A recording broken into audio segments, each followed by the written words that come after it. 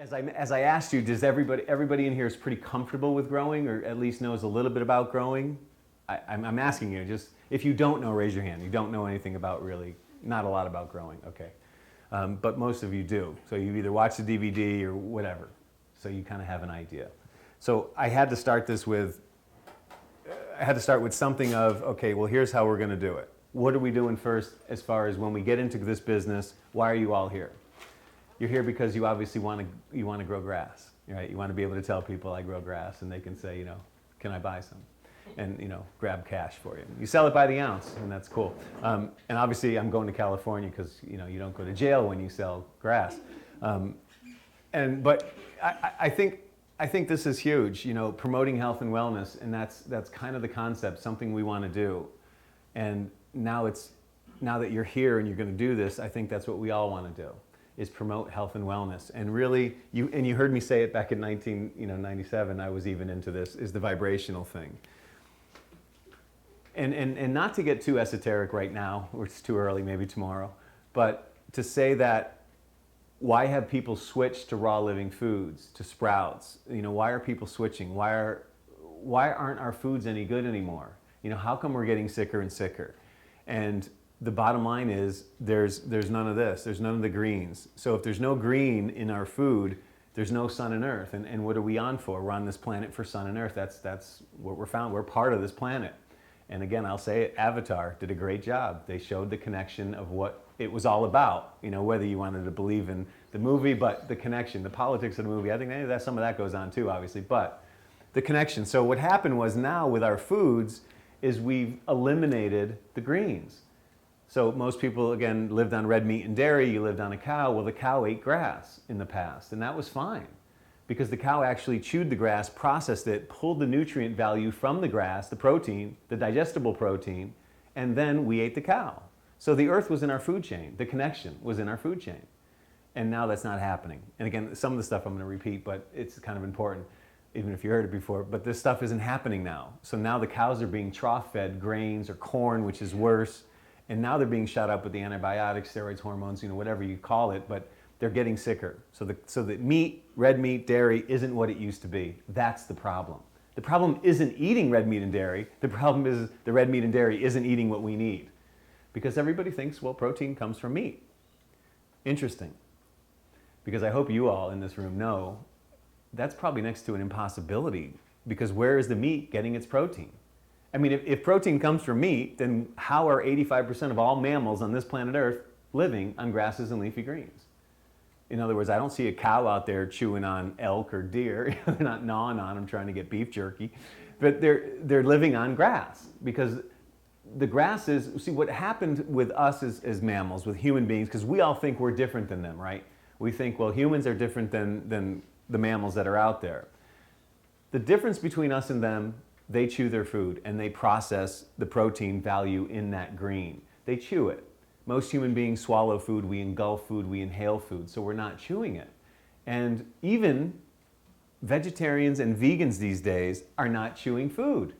They're out there eating salads for 1 week straight and they're not feeling healthy because they're not processing the green that's in that salad because they're eating it too fast and they're starting to talk. And meanwhile, their bodies don't have that enzyme to digest, to pull, because they didn't chew it up enough. And now that fiber of the green is coming right out of them. So they're not getting the nutrient connection of sun and earth. They're not getting it. And so I've been now telling everybody that comes to Hippocrates, first of all, learn to chew your food and chew it till it disappears. And again, if you heard me say this before, I have to say it again because it is the most important connection. And this is what you have to teach people to understand. Why are you getting into this? Why are you doing greens? Because greens is life. It's the connection, sun and earth. But to chew your greens, the most important thing. And if you're going to get into social eating and you're going to go out and talk to people while you're eating, don't eat greens because you're not going to be able to chew them enough. You're not processing enough. And what Joseph's mother said was great. That intent, that love, that energy you put into what you're eating. Chew your food, love what you eat, put energy into what you eat. That is truth. Don't get into conversations around meal, but that's who we do. That's who we are. We get into conversations, we talk. We socially, we emotionally. And when I'm asked to go out to eat, to socialize, I just tell people, I don't eat socially. I'll be glad to go out with you. When we get there, I'm going to order my food to go. I'm not going to sit there and try to eat my meal and talk to you at the same time.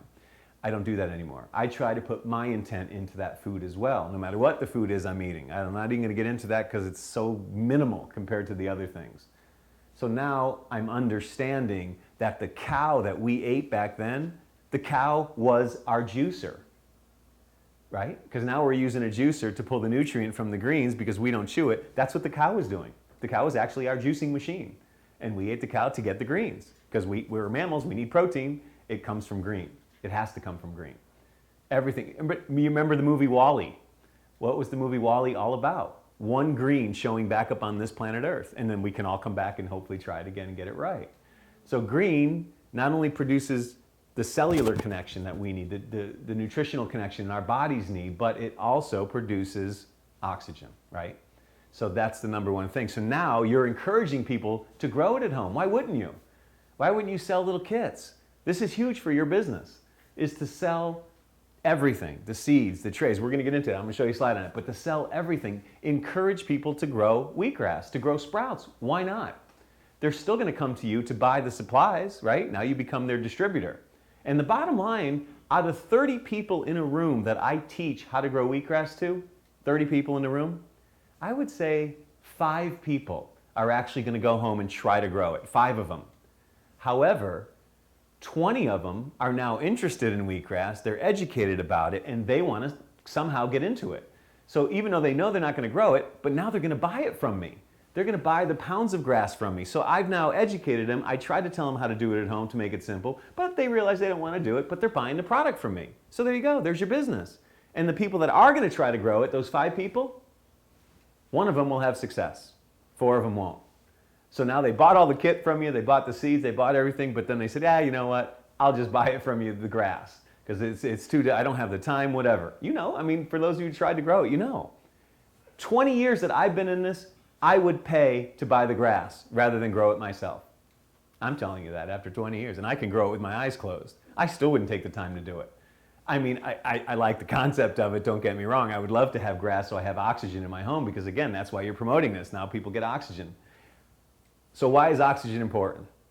First thing you need, and again, I'm not getting too esoteric today, but the first thing you need is oxygen. And if oxygen's in your cells, bad bacteria, diseases, viruses, cancers cannot survive as easily in your body if you have oxygen in your cells. I always tell people to breathe. Go ahead and do that. Tell all my lectures. Spend some time breathing. I'll give you a whole hour-and-a-half lecture on breathing. Count to 3 on the inhale, count to 3 on the exhale. Take some good deep breaths. It's important. Get oxygen. It is such a simple concept, right? But it is what we are running out of. We're switching to vegan, to vegetarianism. And by the way, I think vegetarian was the perfect word. But there was people that were like, well, okay, so don't eat meat, but I can still eat dairy, right? You know, I can still do that. And so they were happy because, you know, dairy is a good comfort food, right? Why is dairy a good comfort food? It fills you up. Why does it fill you up? Because you can't digest it. You know, what Joseph was saying about gluten intolerant, everybody is gluten intolerant. It's just some people handle it better than others. Same thing with lactose intolerant. Are you just lactose intolerant? Are you just No, everybody is lactose intolerant. It's just some people digest it better than others. There was a time I ate dairy like there was no tomorrow. I can't do it anymore unless I take some enzymes. And one of the reasons I take enzymes is because I wake up in the morning and there's a pizza box and I'm like, oh, Michael. So I must be going through something emotional, right? Because the biggest comfort food, right? Pizza. You got bread and you got cheese. The 2 things that satisfy you the most because they stuff your emotions down faster. They fill you up. And why are we eating? Most of us are social eating, we're emotionally eating. And that's the reason. Because I know if I have that food and I get full, I feel good, I'm happy, right? Why do you go on a cruise? And why do cruise ships give you food free? They give you food free because, first of all, there's not a lot to do on the cruise. I mean, they're trying to do more and more, but if you get bored, you're out there in the water all day, at least they keep you full. And if they keep you full, they keep you tired, right? Because digestion takes energy. And they keep you in your room because you're taking a nap. Or they keep your mind off of all the problems that are going on the ship. You don't even notice because you got free food. Everybody loves free food. Everybody does. And it's amazing how it keeps you down. Because people think that they eat food to get energy. You've heard that. You've heard people say, well, I'm going to go, I have to go eat because I'm not feeling like I have any energy. I've heard that word. I don't get it because it's quite the contrary. if you think about eating food, first of all, the whole process of eating food takes energy. Chewing takes energy, swallowing takes energy, the process to lift the fork to your mouth, all that is energy. Digestion is 100% of your energy now, is digesting the food you just processed. So there is no way food can give you energy. So now understand red meat and dairy isn't what it used to be. Cows aren't eating grass, we get all that. The process is, as mammals now, we need greens somewhere in our food chain. You had a green juice today, right? That green drink is that life connection. Okay, is that sun and earth, that male, female, that greens. That's basically what your cells are looking for, is in that green juice. Now chlorophyll is helping the hemoglobin distribute oxygen to the cells too. So go ahead and take another deep breath. Chlorophyll is helping the body, the hemoglobin, to distribute oxygen to every cell in your body. And again, oxygen is the first thing you need, number one. So greens are not only fulfilling to our cells vibrationally, right? Now it's that vibration connection. If there was any food that actually gave your body energy instantly, the first food would be these green juices, these green drinks. And any great wellness center or health coaches or life coaches out there are telling you, you know, if I get you off of the standard American diet, 90% of you are gonna get better. Without me teaching you anything, 90% of you are gonna get better. And you know, I think more and more people are realizing, yes, this is the way, you know, because where is food? What is food? Where is it going to? And remember how I started this saying, why are people switching to vegetarianism, to vegan? Because there is no vibration, there's no life in that other food anymore. So we kind of feel like we're dying, we're empty, there's nothing connected in the food anymore. So now we're switching to, you know, the vegetables and the greens, because that's a closer connection to the vibration, to sun and earth. Okay, well, what if now there's no nutrient in the soil anymore? And so now pretty soon, maybe even vegetables aren't gonna be, they're gonna turn into the new cardboard, right? And wow, it's a scary thought, but if you think about it, if everybody started eating healthy and vegan, we're gonna run out of vegetables. There's not enough land, there's not enough stuff in the soil. Now what are you gonna do? So that's something to be conscious of. And you know, right now I think we can do the best we can. You know, we do what works. We can't stress out about everything. You know, what I know about what's going on in the world, I don't share with everybody, because why do you need to know? And do you want to know? Because once I tell you, I can't take it back. And then you'll be thinking about it, right? And then you'll blame me for telling you. But I think because you're here, because for whatever reason, you know, you're in the right place at the right time, I'm going to do this DVD. I'm going to make sure as many people that purchase will have this information, and I'm going to say everything. And you can choose. This isn't a religion, and I think, you know, the religious practice was a good idea, but what happened is it caused a disconnect in us as humans. It started with religion because obviously maybe there was one religious belief at one point. Who knows, right? We can go back 10,000 years. Maybe it was different. And maybe that one religious viewpoint was the way it was for everybody. It wasn't segregated into different values and opinions. But now what happened is, because you believe in a certain way that's not exactly the same way I believe in, you go to this building. And then you are a little bit different than me, you go to this building, and you go to this. So now we have 100 different religious beliefs out there. Well, are any of them wrong? No, of course not. They're your belief. Why would I tell you they're wrong? But it separated us. It had this big disconnect now, and now we're not close to each other anymore because we can't eat. And religion's not so bad because now we made it about food, right? We've now taken the same concept of segregating people for their choice of religion to now it's choice of food, and we have to go to certain buildings to eat the food that we want to eat. So if you're raw, I can't hang out with you because I don't eat that way, because you have to go here for dinner and I have to go here for dinner. That's a bummer. Really? We have to do that now, though.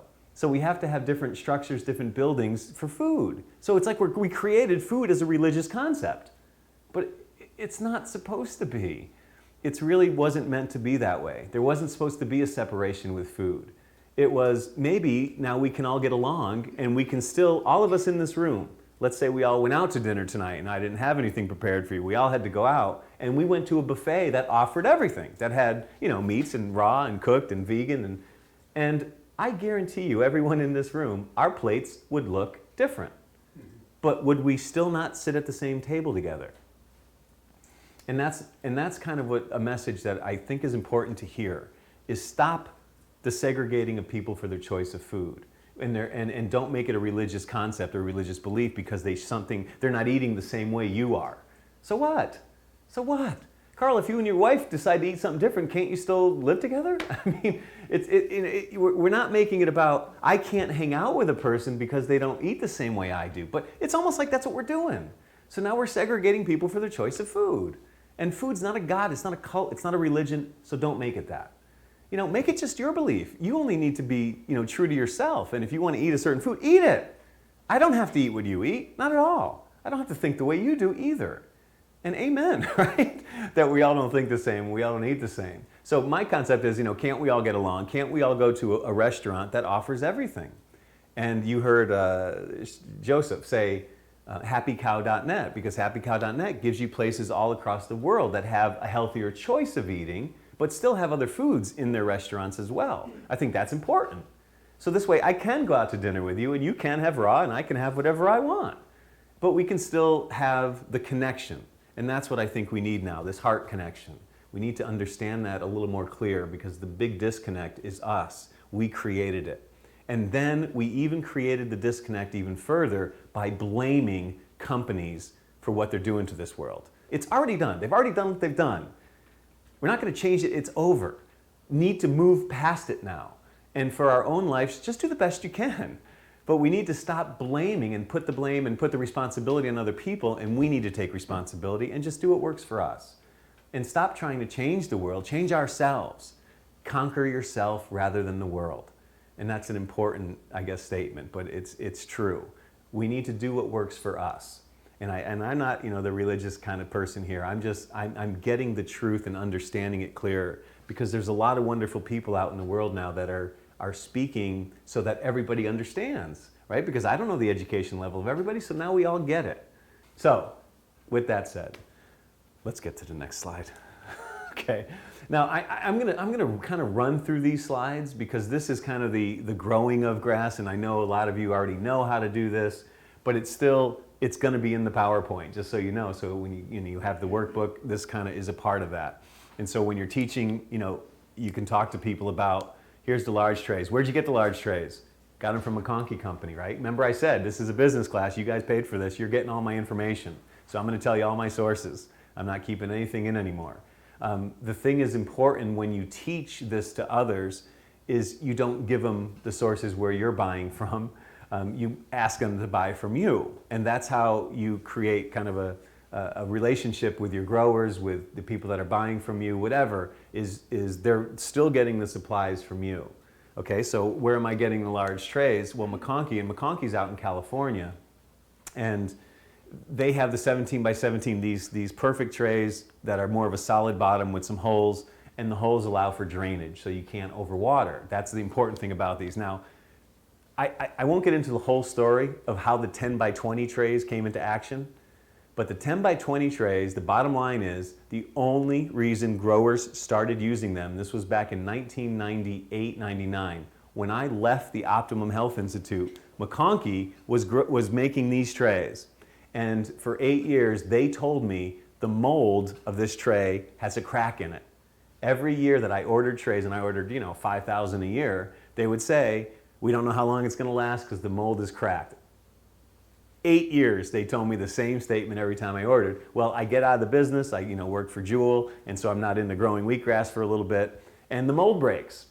And now they don't make the trays anymore. And now they won't invest the money to make the trays. So what was the only other option was to get a tray that was similar, and that was the 10 by 20 tray because that mold was available. And they were already making that tray. So that's the only reason people went to 10 by 20. I personally don't like the 10 by 20 because of a feng shui thing, a feeling thing. It doesn't flow to me. It's too uneven. And that's the only reason I don't like it. Whether it works, people use them, that's not what it's about. I think there's a different energy to them for me personally, and I like the flowing. So what happened was, long story short, Debbie and I, when I got back into the business and was working for her, we got Jamba Juice to invest the money to make this mold again, and so they made the mold again. There was now a new company making this tray again, so we were able to buy that tray again, but most growers were already buying the 10 by 20s at that point. But we started selling these trays again, and what happened was, now I was here at Hippocrates. We ordered them for 5 or 6 years that I was here, maybe 7 years, And then all of a sudden, the company went bankrupt. So now the mold is now lost again. It's locked in a warehouse and we can't get it. And meanwhile, it's kind of our mold, but it's stuck. And what I was thinking is I'm trying to figure out how do I get into, and I'm talking to Debbie because I'm in Florida, she's in Northern California. I'm like, Deb, go to this company and steal the mold. Go in there and take it because this is our mold. And so anyway, long story short, it was like a year or two later, McConkey somehow got a hold of that company's mold because they were in the same vicinity. So they went to the warehouse and they got the mold. So they're making them again. Anyway, that's kind of a lie. I didn't mean to make it that long, but that's what happens because that's what I do. I don't stop talking sometimes. What are you going to do? Rewind the DVD or fast forward through that part. You don't have to watch it. I don't care. So they're 17 by 17 and they hold, when you're growing this, 1 pound of seed per tray. Okay, so that kind of just gives you an average. So 1 pound of seed. This is a price thing. I'm giving this information to start figuring out your cost. We're going to get into that, but this will help you. So 1 pound of seed per tray, and that's going to yield about 2 pounds of grass out of the large trays, the square trays. You're going to get about 2 pounds of grass. And the 10 by 20, you get close to 2 pounds anyway. Okay, so 2 pounds of grass, each pound of grass is going to yield about 13 ounces of juice, anywhere from 10 to 13 ounces. Out of 1 pound of grass, 10 to 13 ounces, 1 pound of grass. So now what does that mean money-wise? Well, we're going to get into it when we get to that slide, but keep that in mind. 1 tray, 2 pounds of grass, 1 pound of seed. You think of value, you got to think what you're paying for the seed, what you paid for the soil. The tray is a one-time buy. That's important. You're only buying the tray once, then it's yours. You don't have to keep reinvesting.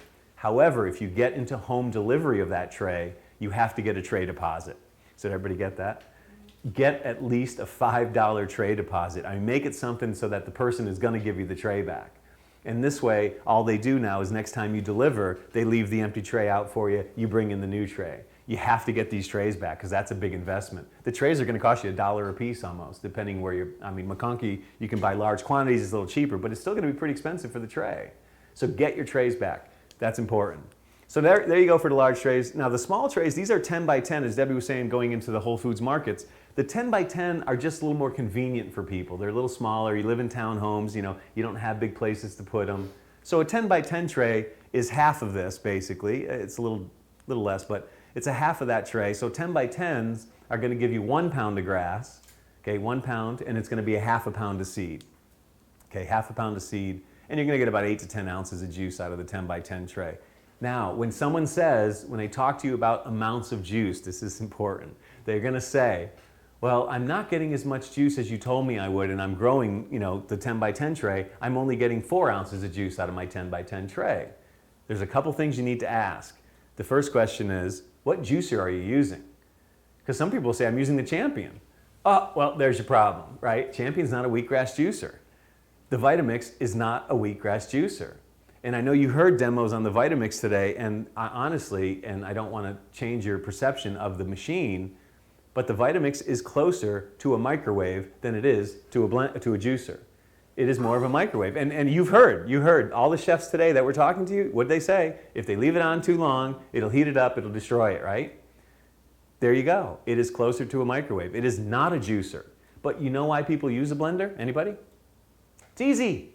It is the easiest thing on the planet to use. You can throw stuff in it, turn it on, and then just rinse it out. Done. In other words, it's not a juicer. You don't have to take off parts. You don't have to clean screens, right? That's the reason people use blenders. But it's proven if you take water, boil it in a microwave, and then let it cool down, and then water a plant with that water, what's going to happen to the plant? It dies. Do the same thing with a blender. Put water in a blender, heat it up for a minute, let it cool down, and water a plant with that water. So it's going to be the same thing as if it was in a microwave. So think about that. The vibration, the energy of that food changes when you leave that blender on for a long period of time. Now, the reason Ann Wigmore used a blender for Hippocrates, because when you went to Hippocrates years ago, she basically blended your food as a guest. She wouldn't let you eat even though it was raw living food, bless you, she wouldn't let you eat it. She blended it for you because she knew you weren't going to chew it enough, right? When we talked about this, what's the important thing here is chewing. But most people are going to start talking at a meal. They're not going to chew it. So if you're not going to chew it, then I'm going to blend it for you for the simple reason of I want it to come out of you. I don't want it to sit in you because I know if it sits in you, I can't help you. And I know I can't get you to chew it because I can't get you to shut up. Right? You're just going to keep talking. So if I can't get you to chew it, I blend it. Now, most people thought blending it was you're getting more nutrient from, because that's what the blender companies teach you. You get more nutrient from it. It breaks it down for you. No, it cooks it for you is what it does. But the reason why blenders are successful, they're easy to use, and you're healthier when you use a blender because that food comes out of you faster. That's the bottom line. So after all we're going to teach you this weekend, you decide you want to go back to eat McDonald's, put it through the blender first because it's going to be healthier for you because it's going to come out of you faster.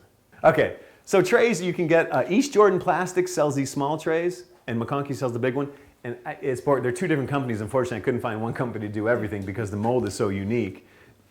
And you can't find it. I'm telling you, you can't find that mold anywhere. You can't find it anywhere. McConkey is the only one that has that mold. So hence the reason, buy the trays and don't let them go. When you make sure you get them back when you're in this business. And that's another good reason to bag up your wheatgrass, because if you bag it and sell it that way, you get to keep your trays too. The other reason to bag it up is because if you sell trays of grass to people, there's a good chance they're going to see mold in there and they're going to freak out and then they're going to call you on it and they're going to say, "Ooh, I got mold. I don't know what to do." I mean, it's a chance it's going to happen. Or get this, you're going to sell them a tray. It's going to be beautiful, but they don't understand all the nuances of growing wheatgrass, so they're going to keep it in the sun. They're not going to water it, and now it's going to mold, and now it's your fault, right? Now they're going to blame you, saying something wrong with your grass. So you are 100, and I heard what Debbie said about it, but you are 150 times safer selling the bags than selling the trays. Because if you sell the trays, you literally have to educate people how to grow it.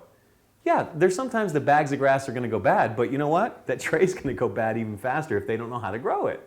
Now, if the person knows how to grow it, that's fine. You get a tray, right? You get it delivered. But you know how to grow it. You know how to take care of it. Cut it and bag it. Right, cut it and bag it right away, and there you go. You cut it and bag it right away. That's beautiful. But you order it by the tray. So it's cheaper. It's funny. And so now, if I can make it last in a bag, wouldn't that be better? You know, wouldn't you rather have it? It's all cut, ready for you to do. Let's say I figured out how not only to make it last in a bag, but now I can sell you a bag of a green drink mix. Remember how we talked about green drink, right? Now I'm going to bag you up sunflower, pea greens, I'm going to put some cucumbers, some celery, some other sprouts, and I literally sold you one day of green juice in that bag.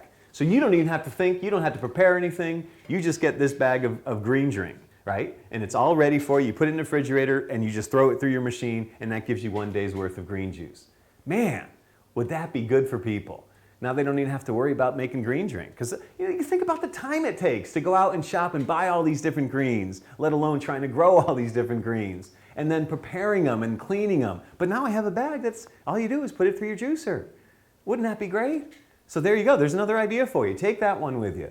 And even I could modify it. I could modify it, and on my website, it can say, order a green drink in a bag, right? Shipped to you fresh. It'll last a week in the refrigerator as the bag, not the juice. The bag will last a week in the refrigerator. And I have some that have mint leaf in them. I put a fresh mint leaf in them, so now you have a different flavor. I have some different herbs that I can put in them, so now you have a different tasting flavor of the green juice. Why not? Why not? Cilantro. So, some people, I hate cilantro, and I always say that too, but I hate cilantro. Some people love it and some people hate it. Interesting. I got to share this with you. I'm going to share this with you because everybody, you know, has different opinions and perceptions of things. But what's the difference between rude and polite? Now, I want you to think about The way this. you say it. The difference between rude and polite is the perception of the way a person saw it. The action remains the same, but some person saw it as rude, but another person saw it as polite. But wait a minute, the action didn't change. So as he just mentioned cilantro, cilantro is cilantro. Some people love it, some people hate it. But that doesn't change cilantro, it still is what it is. So we need to understand rude and polite don't exist. They're only in your creation of an action. Take a deep breath, take that one in, because I love that one. And I don't know how to say it any clearer. It's simple. And if you look at even smells, right? I can give you a bar of soap that has a particular smell. I can pass it around the room, and I guarantee you, half of you are going to love it, and the other half are going to be like, hey, I wouldn't use that, right? So what's the perception there? It's just your perception.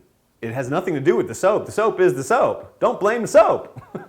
Okay, so anyway. So have a green juice bag. Now the other cool thing, and this is what Debbie didn't mention about these bags, because they don't go as bad as fast, because I think a tray in there has the same ability to go bad too, because if you don't water it, you don't take care of it, it has the options to go bad. The thing with the bags and why a lot of them go bad in your refrigerator, and this is important, and I've just recently in the last year or so started teaching this because I realized it. Your refrigerator's not cold enough. I want you to hear that because it's such a simple thing that people are storing their sprouts in the refrigerator and they're not lasting. They're in there for a couple days and they're turning brown. Your refrigerator's not cold enough. My refrigerator here, I've been blessed in this house because that refrigerator, man, I could put a bag of this is truth. I could put a bag of wheatgrass in my refrigerator. 1 month later, it is still beautiful wheatgrass. 1 month later in my refrigerator. My refrigerator, for some reason, is about 36 degrees. I mean, it is cold. But that's what you want your refrigerator set at. Most refrigerators, I got news for you, are above 40, are at least 45. And that's not cold enough. So that's the reason a lot of sprouts and greens don't last in refrigerator. That's really important to hear, and that's going to save you a lot of money. Educate people on having cold refrigerators. Tell them to turn it down a little bit and watch. Their sprouts will last a lot longer. You know how else your sprouts will last? Cutting them with a ceramic knife instead of using a scissors or a stainless steel. I mean, stainless steel slicer is what we use, and that's good because it's better than the scissors. A scissor still works too, but the ceramic knife, does anybody understand about ceramic knives? I see Doug is shaking his hand, but does anybody else understand about ceramic knives? Because here's the easiest way to say it. Take an apple, cut a section of it with a stainless steel knife, and then cut another section of it immediately with a ceramic knife and leave the halves open, let them sit there. And come back a couple hours later and look at them. The one that you cut with the stainless steel knife is going to start to turn brown a little bit. You know what apple starts to do? It's going to oxidize, right? The one you cut with the ceramic knife looks like you just cut it a second ago. I have no idea. I'm not going to get into the science behind it. I don't need to. We don't need to do that. Just know that it works. So if you cut your sprouts with a ceramic knife, they're going to last a lot longer, right? They're not going to turn that oxide, they're not going to turn brown. So there you go. Now, the key to ceramic knives, you can get them on Amazon.com. You get them cheap out there in the world. They're about 30 bucks, 20, 30 bucks, depending where you get them. The problem is, if you drop them on the concrete, they will shatter into pieces and you lost your knife. And in my greenhouse, that's what happens. I hear my employees, and once in a while I hear my knife hit the floor and I'm like, oh. So I know I can't have a ceramic knife around the greenhouse because my employees will drop it and they'll shatter them. But you never have to sharpen ceramic. That's another good thing too. Look, these are good tips. That alone saves you this weekend is just buy ceramic knives. Just don't drop them on the concrete. Okay, so we're cool with trays, right? You only have to buy them once. Another good thing, clean your trays. Clean them. After you use them, clean them. You can use whatever you feel comfortable and safe with using, honestly, but hydrogen peroxide is always a safe bet. It's an element. It's hydrogen and oxygen. You're never going to hurt anything with hydrogen peroxide. You can clean it with that. That'll pulverize bacteria in the tray. Okay, you can clean it with a Castile soap, a Dr. Bronner's liquid soap. You can use those kind of things.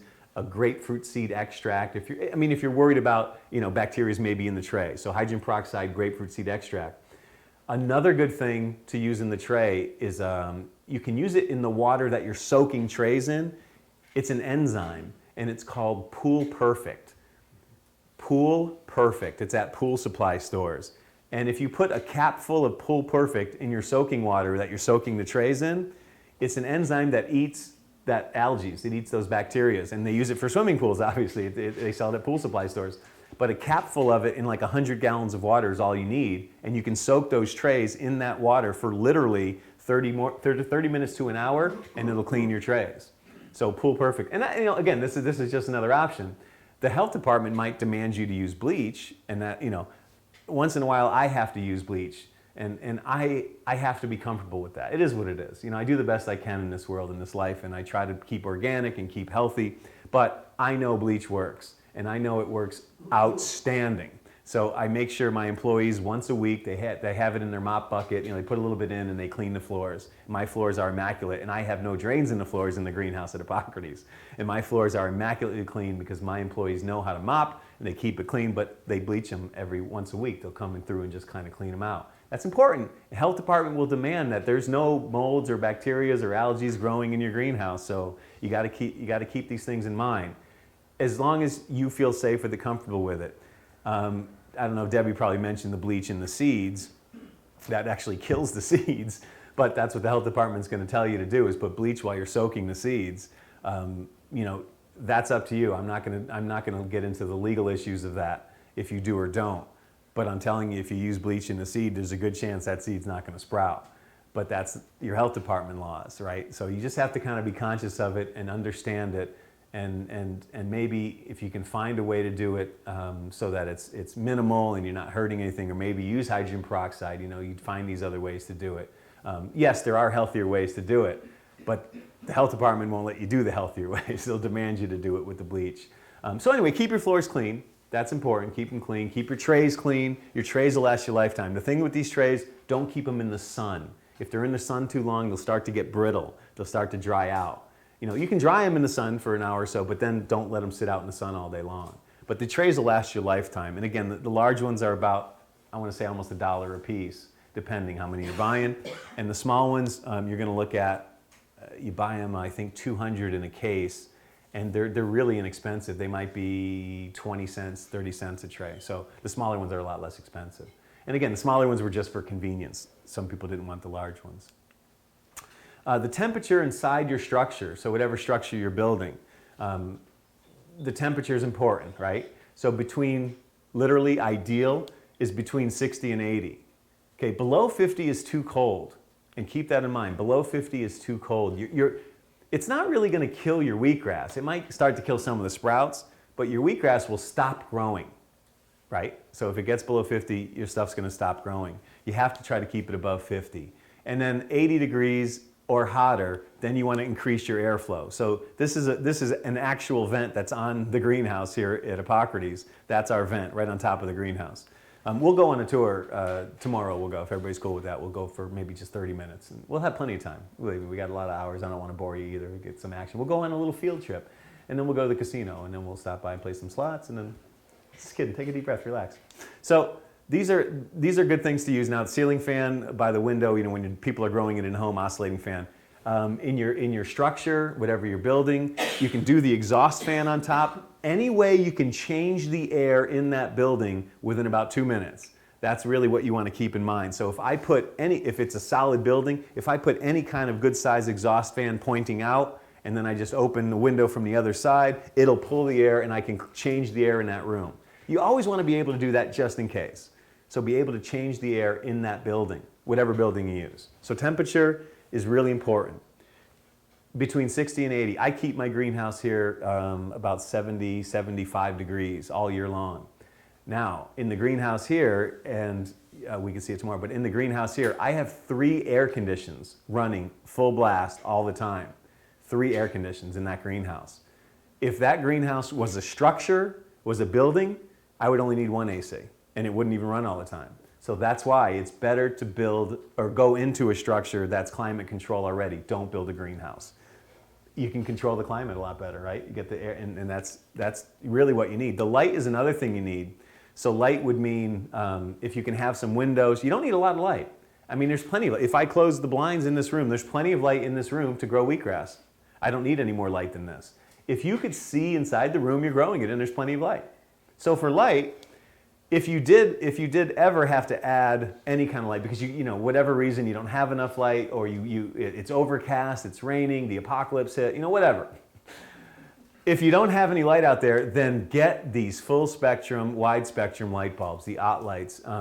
OT Light is just the founder of them. I mean, they've been around forever. They're one of the greatest companies, greatest website out there. And to explain what it means, what the OT Light means are these things. You get all these little chakras covered.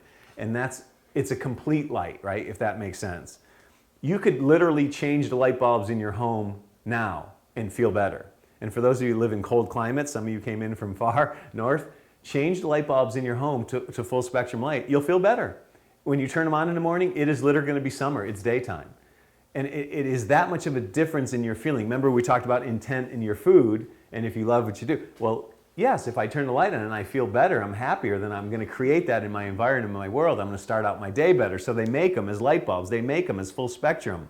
They make them as, these fluorescents. So, and I picked this particular picture because it showed wheatgrass by the light. I thought that was pretty interesting. You don't ever have to put light right on the grass.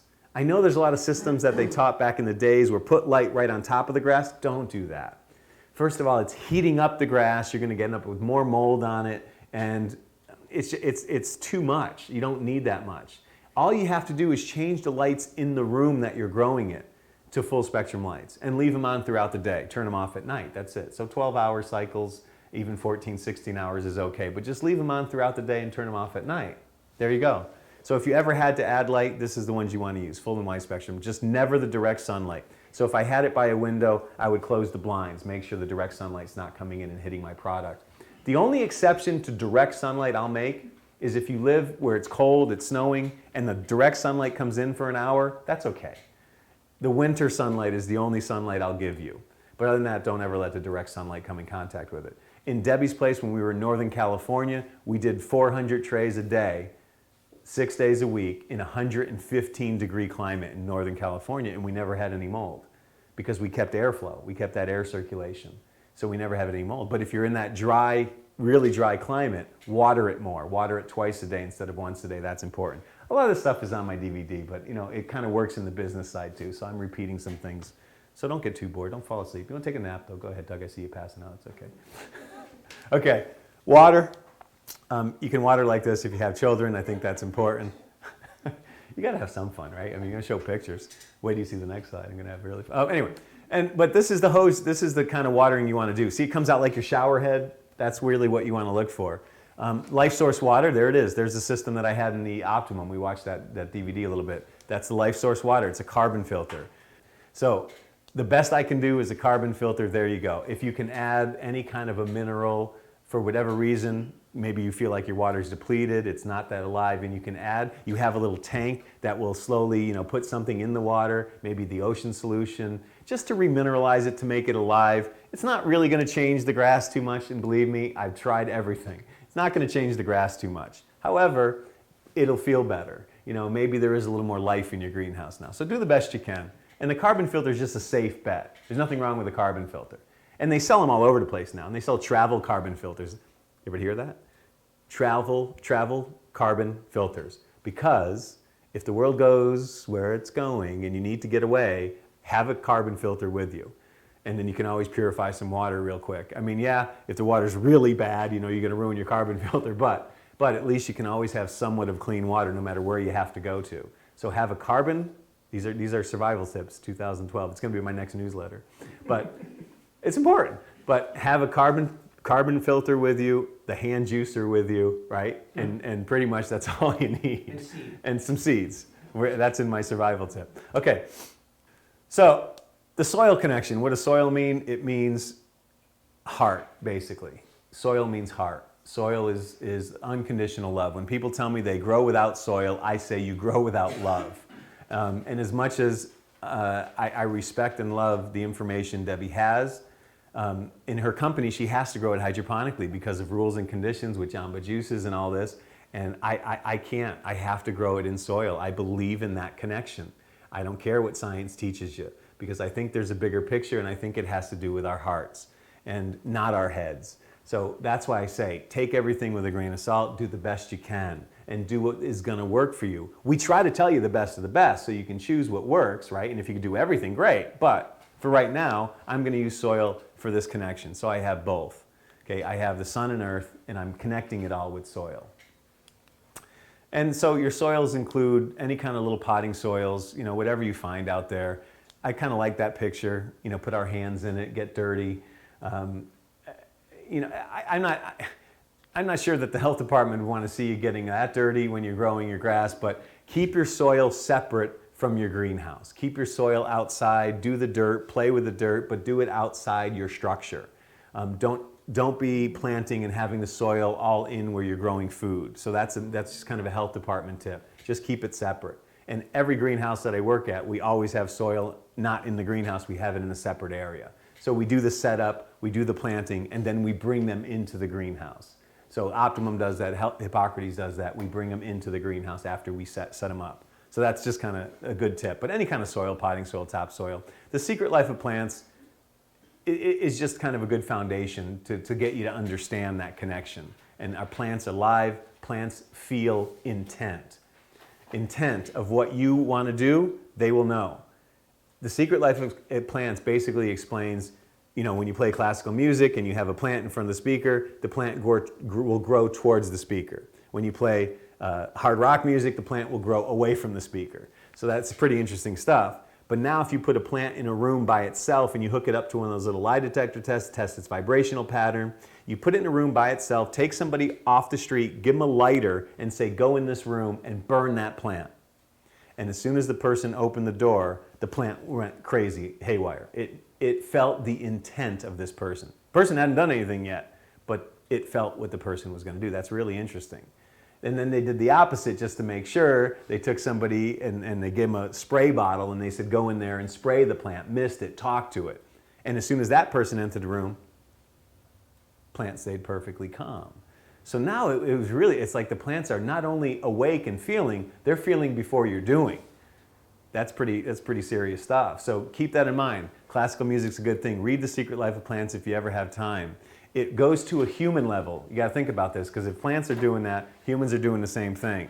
You'd rather hang out with somebody that's in a good mood than somebody that's in a bad mood, right? I mean, even if they're identical twins, you'd rather hang out with the one that's in a good mood. And that's true, and that's why I don't have many friends in this life, because it's hard to try to find somebody that's always positive and not talking about the news and the sports and all the BS that's happening in the world. People just seem to keep wanting to put responsibility on other people and blaming other things and governments and what's going on. And take a deep breath, cut it out. Just focus on yourself. Remember, just change yourself. And that's the cool. So I'll hang out with you. If you don't want to talk about the news or anything like that, we can hang out. And don't talk to me about food. I don't have time for that one either. Let's talk about some interesting stuff. As a matter of fact, 1% of your whole day should be spent talking about, thinking about, or eating food. 1% of your whole day. I just gave your whole life back, right? If you just keep that kind of theory in mind, 1% of my day should be spent thinking about, talking about, or eating food. And then the same 1% should be spent thinking about, talking about, or spending money. Interesting. What does everybody want to talk about? Food and money, right? You can't have a conversation without those two. So don't talk to me about those two, but we'll have a conversation all night if you want about anything else. So use some soil, any kind of potting soil. Now, I don't have up here the organic compost, because a lot of the organic compost are too acidy.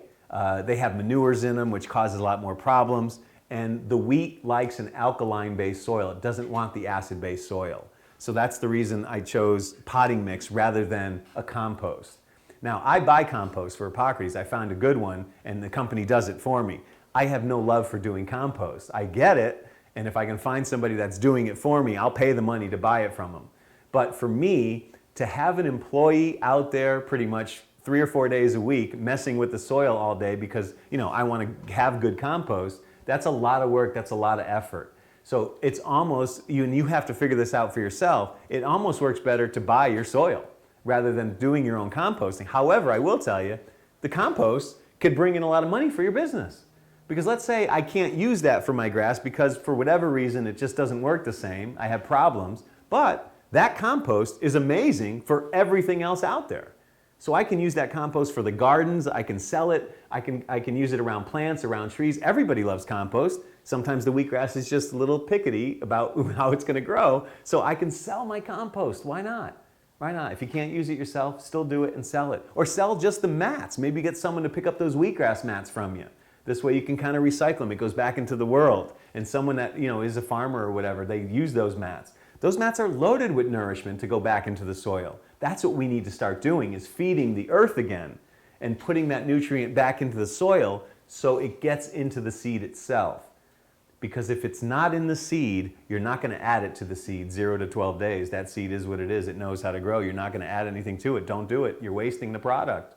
But give that product, whether it's the ocean solution, whether it's the sea kelp, these minerals, give it to the farms that are growing the seed itself, because it needs to be in the seed itself. You can't magically add it to the seed. You might have heard about the guy that stored whatever company, whatever it may be, put 1 million pounds of seed in a seed vault. Did anybody see that? It popped up on Yahoo or MSN. Somebody has now put 1 million pounds of seed in a seed vault, and it's somewhere in the snow. Think about it. Because, and I talk about this as superfoods, and I won't get too long on this, but it's important. What's the definition of a superfood? Because I think a lot of people are now screwed when they think of superfoods, because they think of it as, oh, it's life-giving, if I eat this food. The definition of a superfood, my definition, is it will sustain your life, that food alone. You can live on that food. So I've just eliminated most things that are called superfoods by that definition. A superfood to me, grasses, leafy greens on the planet Earth, on the land, are superfoods because they will sustain your human life, your mammal life. Grasses and leafy greens, those are superfoods. What's a superfood in the ocean? Anybody know? Algae. So your only other superfood that exists besides grasses and leafy greens are algae. Those are your two superfoods, and that's it. There is no other superfood. Are goji berries, raw cacao, are all these things superfoods that they're calling superfoods? No, but I think now they're calling them superfoods so that we understand that that is food. So anytime you see the word superfood, that just means it's good for you. That just means it's healthier for you. It's more connected to Earth. It's more vibrationally acceptable. That's the way I like to look at it. So if you see something that's called a superfood, if it's not an algae and it's not a leafy green, it's not a superfood, but it is a good food. So how about that? Is that better? Does everybody understand that a lot easier? And I just think we have to be really clear because some of those foods they're calling superfoods, they won't sustain your human life. I got news for you. But they're better choices of food itself. So there you go. So if there are no grasses and leafy greens on the planet Earth, which could happen, and there's no algae in the ocean because there's no green, because there's no sun, we're blocked out of the sun for a while. So now there's no leafy greens, there's no algae. What would you need now? Remember how I started this topic? What did we talk about? Who put in the seed vault, right? So if you had to survive, 2012 tip, store seeds. And that's why I feel like that's why somebody already knows what's coming. So they put 1 million pounds of seed in the seed vault. And they probably put really good seed. They probably put non-hybrid seed in there. There's 9 vaults. Well, let's not get into the politics of it. But look it up. I mean, no, that's a fact. Look it up if you really want to know the truth. But I don't want to tell it to you. You have to figure it out. If you want to know, I'll tell you where to go to get the answers, but you go look for it. I don't want to give them to you because it might, it's whatever you think of it, again, it's perception. But I do understand where the world is. And I get the simplicity of how fast it's happening now. You just have to wake up and hear it. So if there's no greens left, survival tip, no greens left on the planet, seeds are what you're going to need. And you can survive a long time on seeds when you soak them and sprout them. So keep that in mind. You'll need seeds, but you'll need water to soak them and sprout them. Yes, you'll need clean water. That's why you need that carbon filter. We talked about that. You'll need clean water. So now I can soak and sprout my seeds. The reason for sprouting seeds is to pre-digest them. Now they're living foods. Even though they're still in a seed form, they're still a life force. And they are a vibrational life force. So hence the reasons for soaking and sprouting. Now when you take wheat, because you heard about gluten intolerance, we talked about that a little bit. There is no gluten in wheatgrass. First of all, there is no gluten whatsoever in wheatgrass. We've had celiac come to Hippocrates, drink wheatgrass for 9 weeks, never have any issues. So there's no gluten in wheatgrass, that is a fact. Gluten is in the dry seed. When you take that dry seed and you soak it and you sprout it, that wheat seed now becomes a living food. It is pre-digested and it breaks those glutens down that our body can't. The soaking process breaks them down into simple sugars.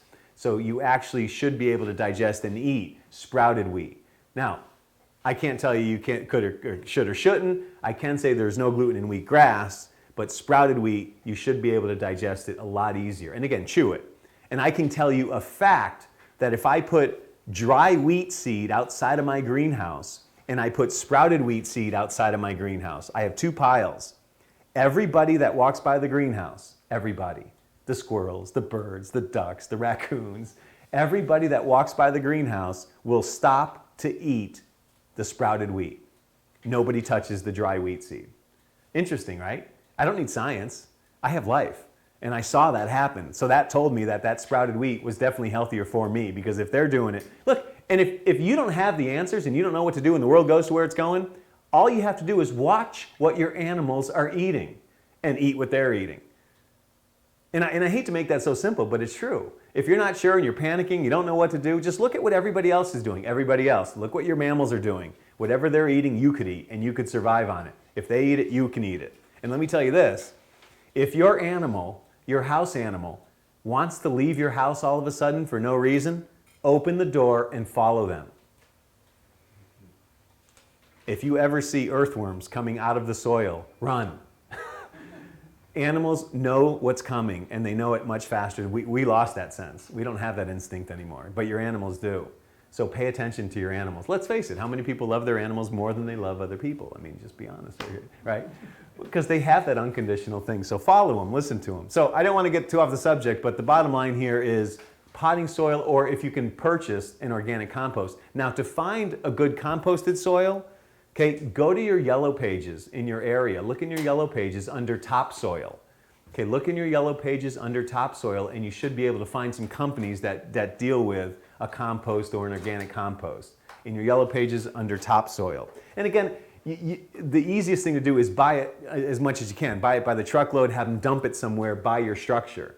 And that's if you're doing this in a business park area, just keep in mind that the soil needs to be outdoors. So maybe even a garbage bin, right? Because garbage trucks come and pick up those big bins. Maybe you can have a garbage bin, and that's where you're going to put your compost in. So this way it stays out of sight, it's clean. That's a nice way to do it, and it stays outside and it doesn't offend everybody that's in that business park. So if you're going to do this, in a strip mall area and that's what you're going to rent, be conscious of soil and be conscious of your root mats. So maybe you have one, garbage bin that's for your soil, and you have another garbage bin that's for your root mats. This way, again, you stay clean. Health department that comes by, you're not having soil all over the place, and your neighbors don't hate you for having soil. If you start putting stuff outside, let's say you do have this area, but you start throwing your mats outside, you're going to attract every animal in your area. Everything from giraffes to zebras to monkeys to cats, dogs, raccoons, possums, armadillos, skunks, you name it, they're going to sniff out that product, because that wheat mat, man, that's everything they ever wanted. And if it does start to grow as grass, wheatgrass was only chosen because it's a sweeter taste. So that will attract everything within a mile radius if that grass starts to grow back. Just keep that in mind. So if you're going to do it, you're going to throw it out, make sure you have it somewhat protected, or you're going to attract a lot of animals. Which maybe you want to be Wild Kingdom, I don't know. Do I have to get into this? Does everybody understand this part? The frozen versus the powder versus the fresh? I just explain it this way. What fresh will do for your body in 1 week's time, it will take powder or pills 1 year to do the same thing that fresh does for your body in 1 week. It will take frozen grass 2 years for what fresh will do for 1 week. Frozen is a mineral green ice cube. Now, frozen, there are minerals in it. You can burn it, there's still minerals in it. Minerals don't go away. Okay, they just recycle, they go to different places, but they're still there. So if there were minerals in the grass when they froze it, the minerals are still going to be there. But that's all it is. You're getting a mineral green ice cube. So don't spend the money on the frozen. And please, again, you saw this on my website. Don't quote me. I read on the internet that frozen was good, because I read it too. But I read it from companies that are selling you frozen wheatgrass. And keep that in mind. These health institutes, these health retreats, wellness centers, they use fresh. They understand.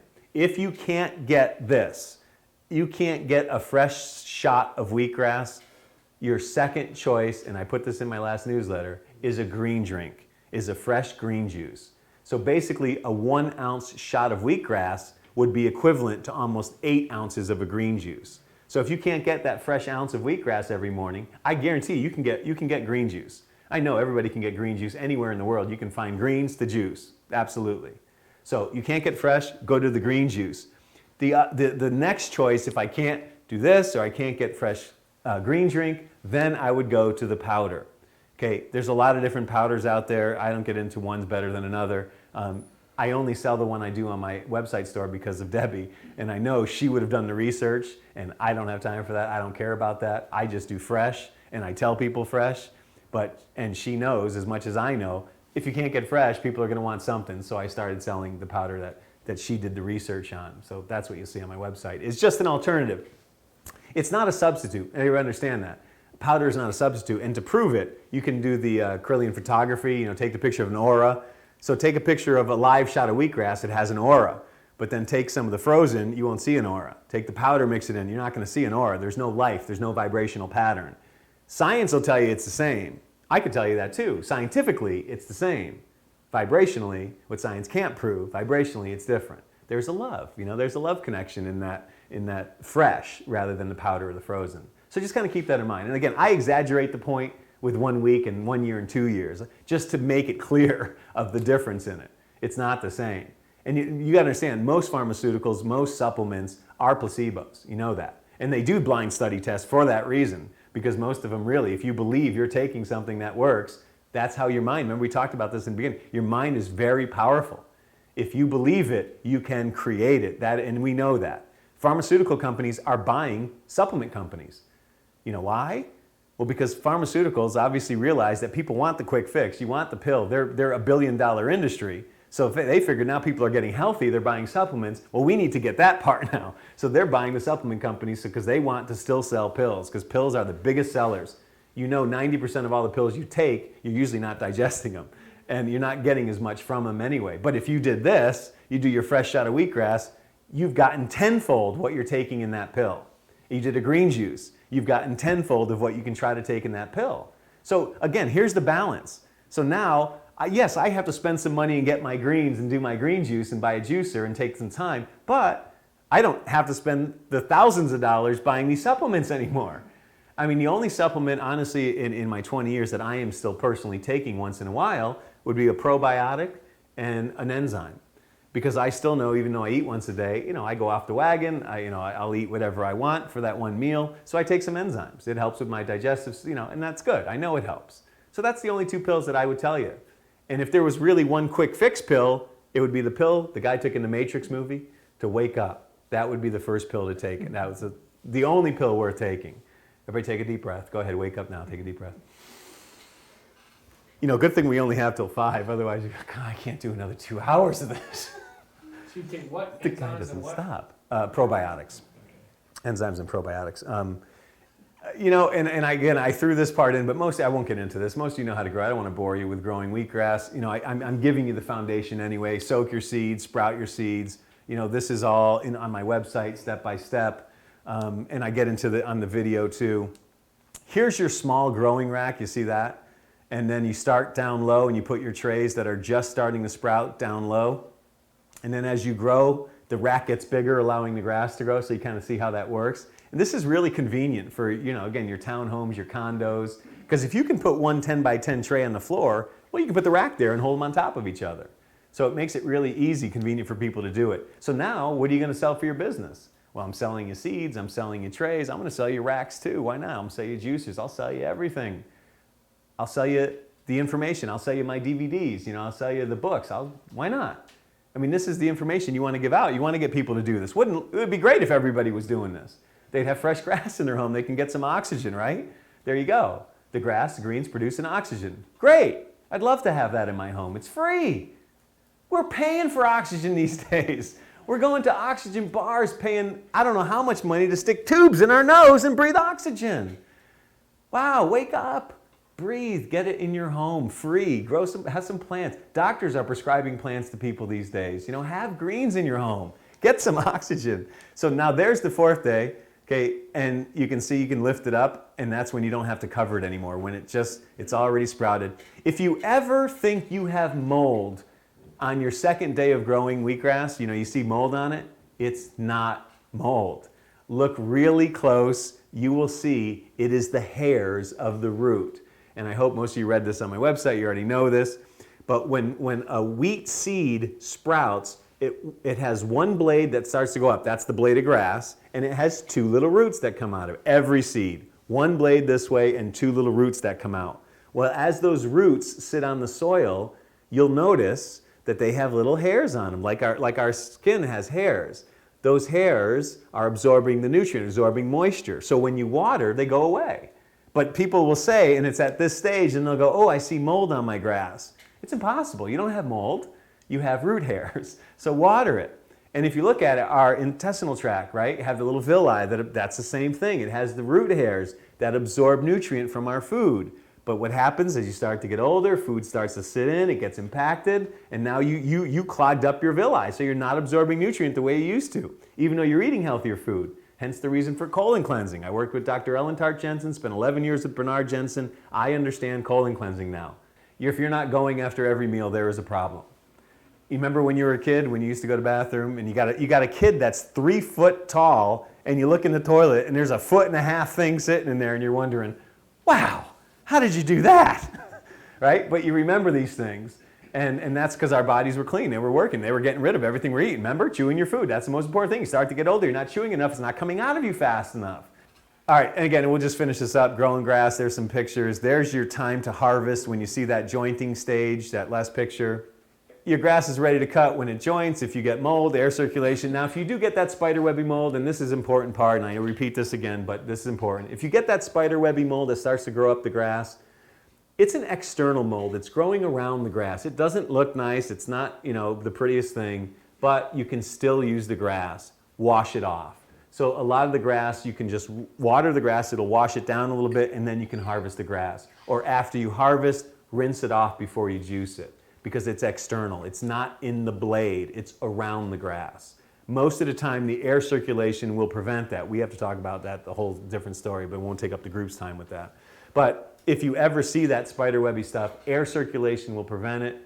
Water it, and then still cut it and rinse it off. Wash it off. It's not something that's toxic. It's not something that's going to hurt you, because if it's in your tray, you're breathing it in. I mean, it's in the air all the time. This is not a bad thing. This is that because the tray stayed moist down there and humid, that it started to grow mold. But it's something that is always in the air. It's just that the grass stayed wet long enough to pick it up and it started to grow more. But so don't ever be afraid of it. Just wash it off, rinse it off if you ever get it. And again, as you get into this and you start growing, you can always send me photos. And you don't have to send me an email with any words. Just send me an email with the picture of the problem you're having, and I could usually help you just by looking at it. We can troubleshoot. You don't have to think about it, though. Just send me the picture. We got that? Don't. You can email me words too, and I'll read them, and I'll write you back. But if you ask me a lot of questions, it's going to take some time, because what do you think? I got nothing to do. I have to answer my own email. I'm moving to California. I got things I got. So while Debbie was talking, I was up on the phone for 20 minutes talking to the guy that I'm going to go out to California with. And, going to the Redwoods right outside Santa Cruz, opening a wellness center. I was all excited. And he says, well, listen, I have the place in Cabo, and I'm doing that, and I'm going to send you down there. And, you can be in Cabo San Lucas for until we get going in the Redwoods. And I'm like, you're going to put me in Cabo? And, we're cruise ships and gambling and drinking. And look, I got problems, man. I got addictions. You can't throw me in there. You can't do that to me. And it's funny because he said, look, you don't have to live down there. You don't have to be down there, because, he still wants me to be the face and promote the place and go out there and juice grass and educate people on it. So I'll still do that. And he says, you can just go down there for 1 week every month and, teach the guests and, get into that part, do the part that you love, and then just go back out and start promoting again. So I might actually end up, I'm going to California and moving to the Redwoods, but I might end up in Cabo San Lucas for a while. So if anybody wants to go down there, keep in touch with me. It's going to be my next newsletter. It might literally start in 2 months. We might be doing trial things in Cabo. And it's, he owns, it's called the Bungalows, but it's a beautiful, literally 5-star. It's a small little getaway, motel, hotel, whatever, but it's not right on the ocean. It's just a couple blocks in. But he has been ranked like the 5-star of customer service for I don't know how many years that he's been doing. This guy knows customer service. And he stayed at some of these other retreat centers in the U.S., and he said he still has yet to stay anywhere that compares to his hotel and the service and the quality of the bedspreads in the room and just the feng shui of everything. He said nothing in the health industry competes with this. And he says that's the wellness center that we're going to open. We're going to open the center that has that feeling of wow. When you walk in, it's just beautiful. Something just catches your eye and it feels good.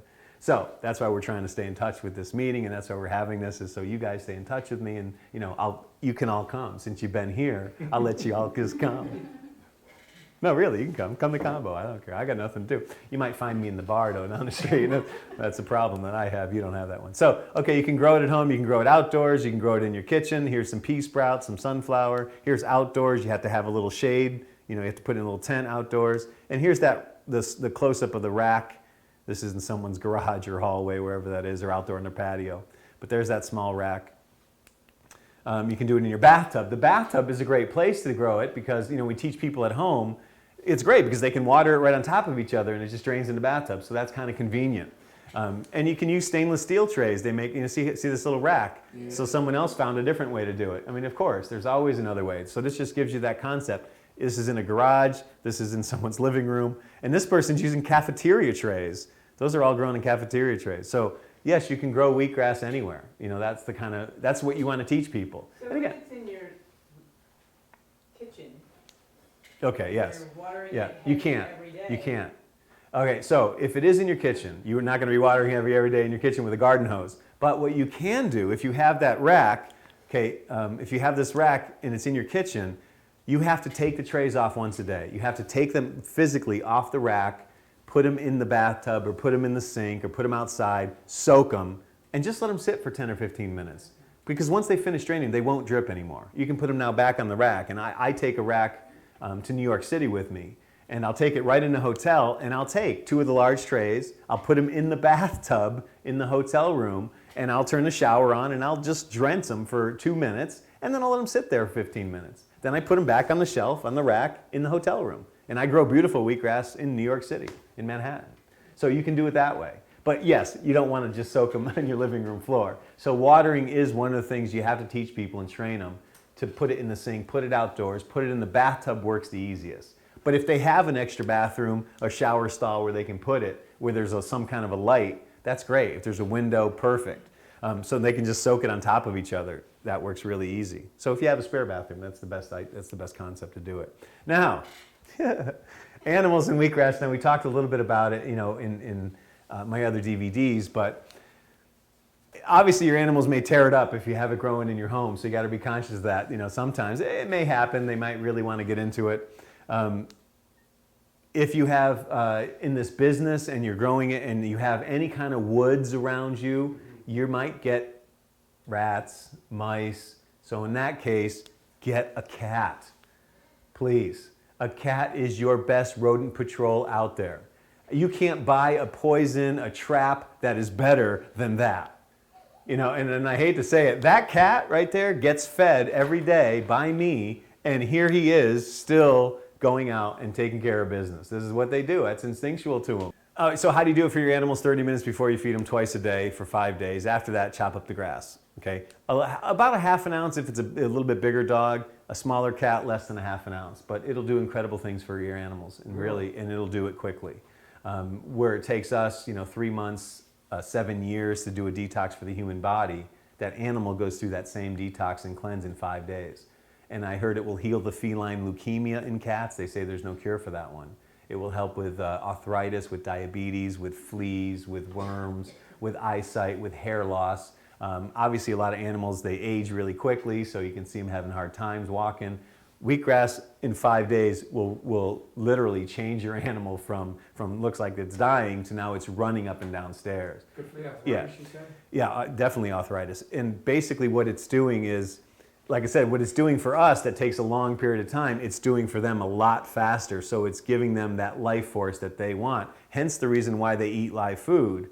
They want that connection. They want that live food connection. So if you give them the green juice, and you have to do it in a little dropper, shoot it in the back of their throat, that's really the best way to get them to do it. They'll realize eventually what you're doing for them, and eventually they'll like it, and eventually they might go up and drink it.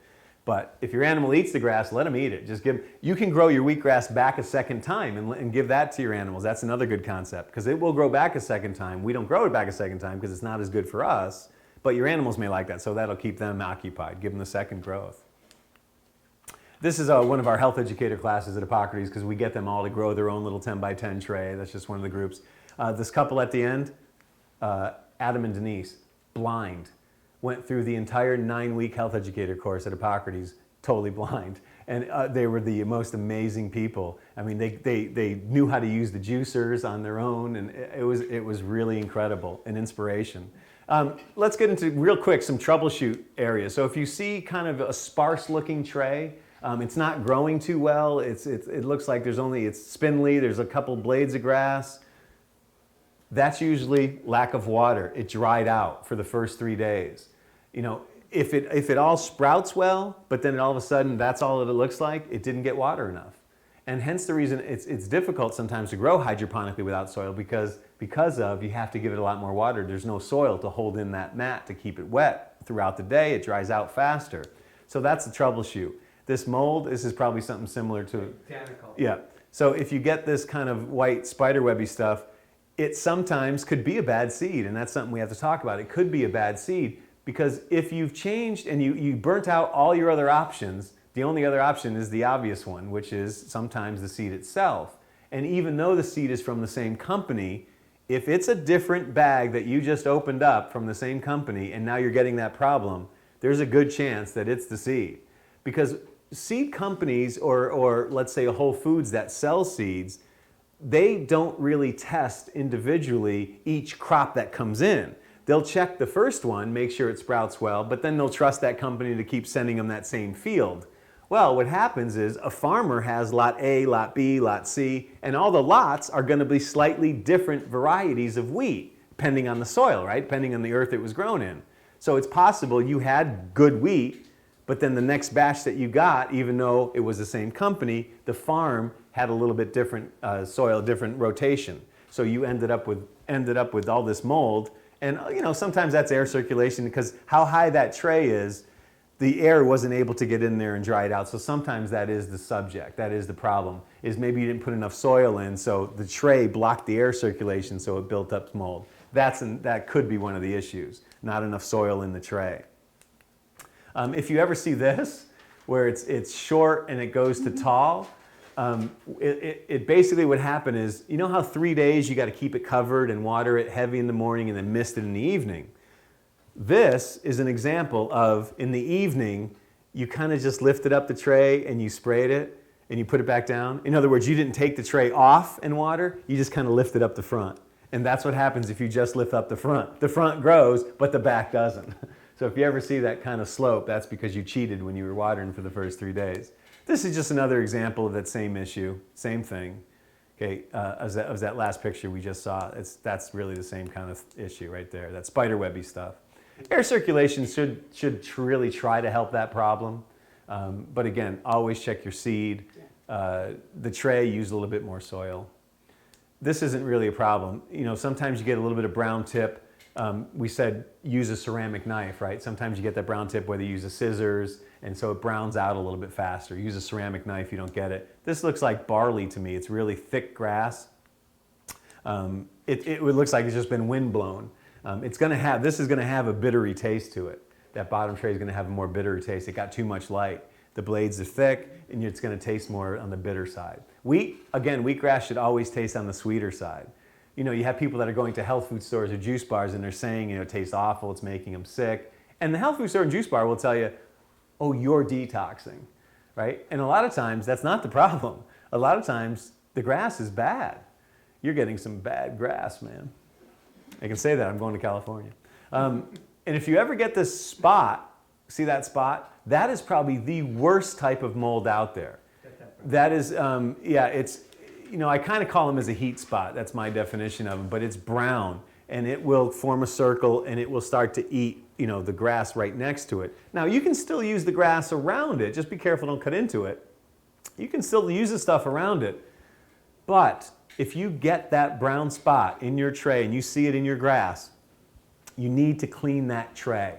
You need to either pull perfect that tray with the enzyme, you need to bleach the tray, you need to hydrogen peroxide that tray, because that red mold, that brown red mold, will stay in that tray for every planting that you have in that tray. So the next time, your next crop, there it's going to be, right again, the same spot. So clean that tray out really well.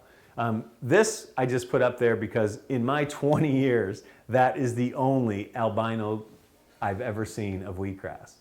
And so I thought, here I am in 20 years. If somebody were to say to me, I saw a white blade of wheatgrass, I don't know if I believe you, right? I don't know, because I've never seen it. I've been in this 20 years and I've been growing a lot of grass. I've never seen it. You think, if anybody, I would have seen it. With that said, some of the other things I'm talking about today, I need you to hear them a little bit and decide what it is you want, because maybe just because you've never experienced it doesn't mean it's still not a fact for some people. So when I go out in the world and I travel and I'm trying to talk to people about wellness, about health, about greens, about life, about earth, about sun, about oxygen, I always am this white blade, me personally. I'm the thing that I want to say what you've never heard. Because I can talk to you about anything, because I know all the health stuff. I've been in this 20 years. I know all the stuff you're telling me. And now I want to say, I want to take you further than that. I want to take you I want to take you outside the box to where there is no box anymore. And you can actually think just any way you want. You're not in any kind of tight box, and you don't have to go outside of it. It doesn't exist. So that's where I want to try to take you. So if I see this now in my life, wow, then I know anything's possible. But don't forget, different seeds grow differently. All seed is not created equal. So I have one seed from Montana that grows 12 inches tall in 5 days. I have another seed from another state that grows 4 inches tall in 12 days.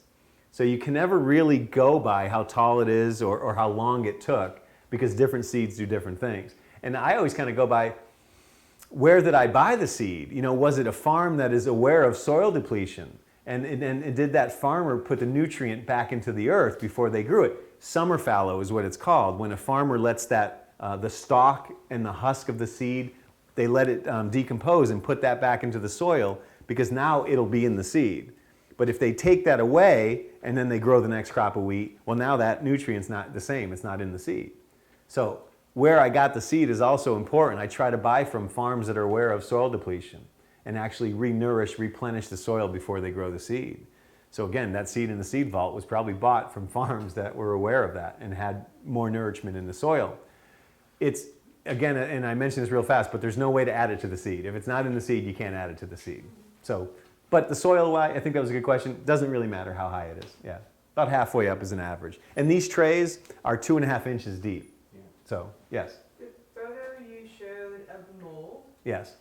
earlier you said sometimes you'll get mold, you can still use the grass. Yep. Is that what you were talking about?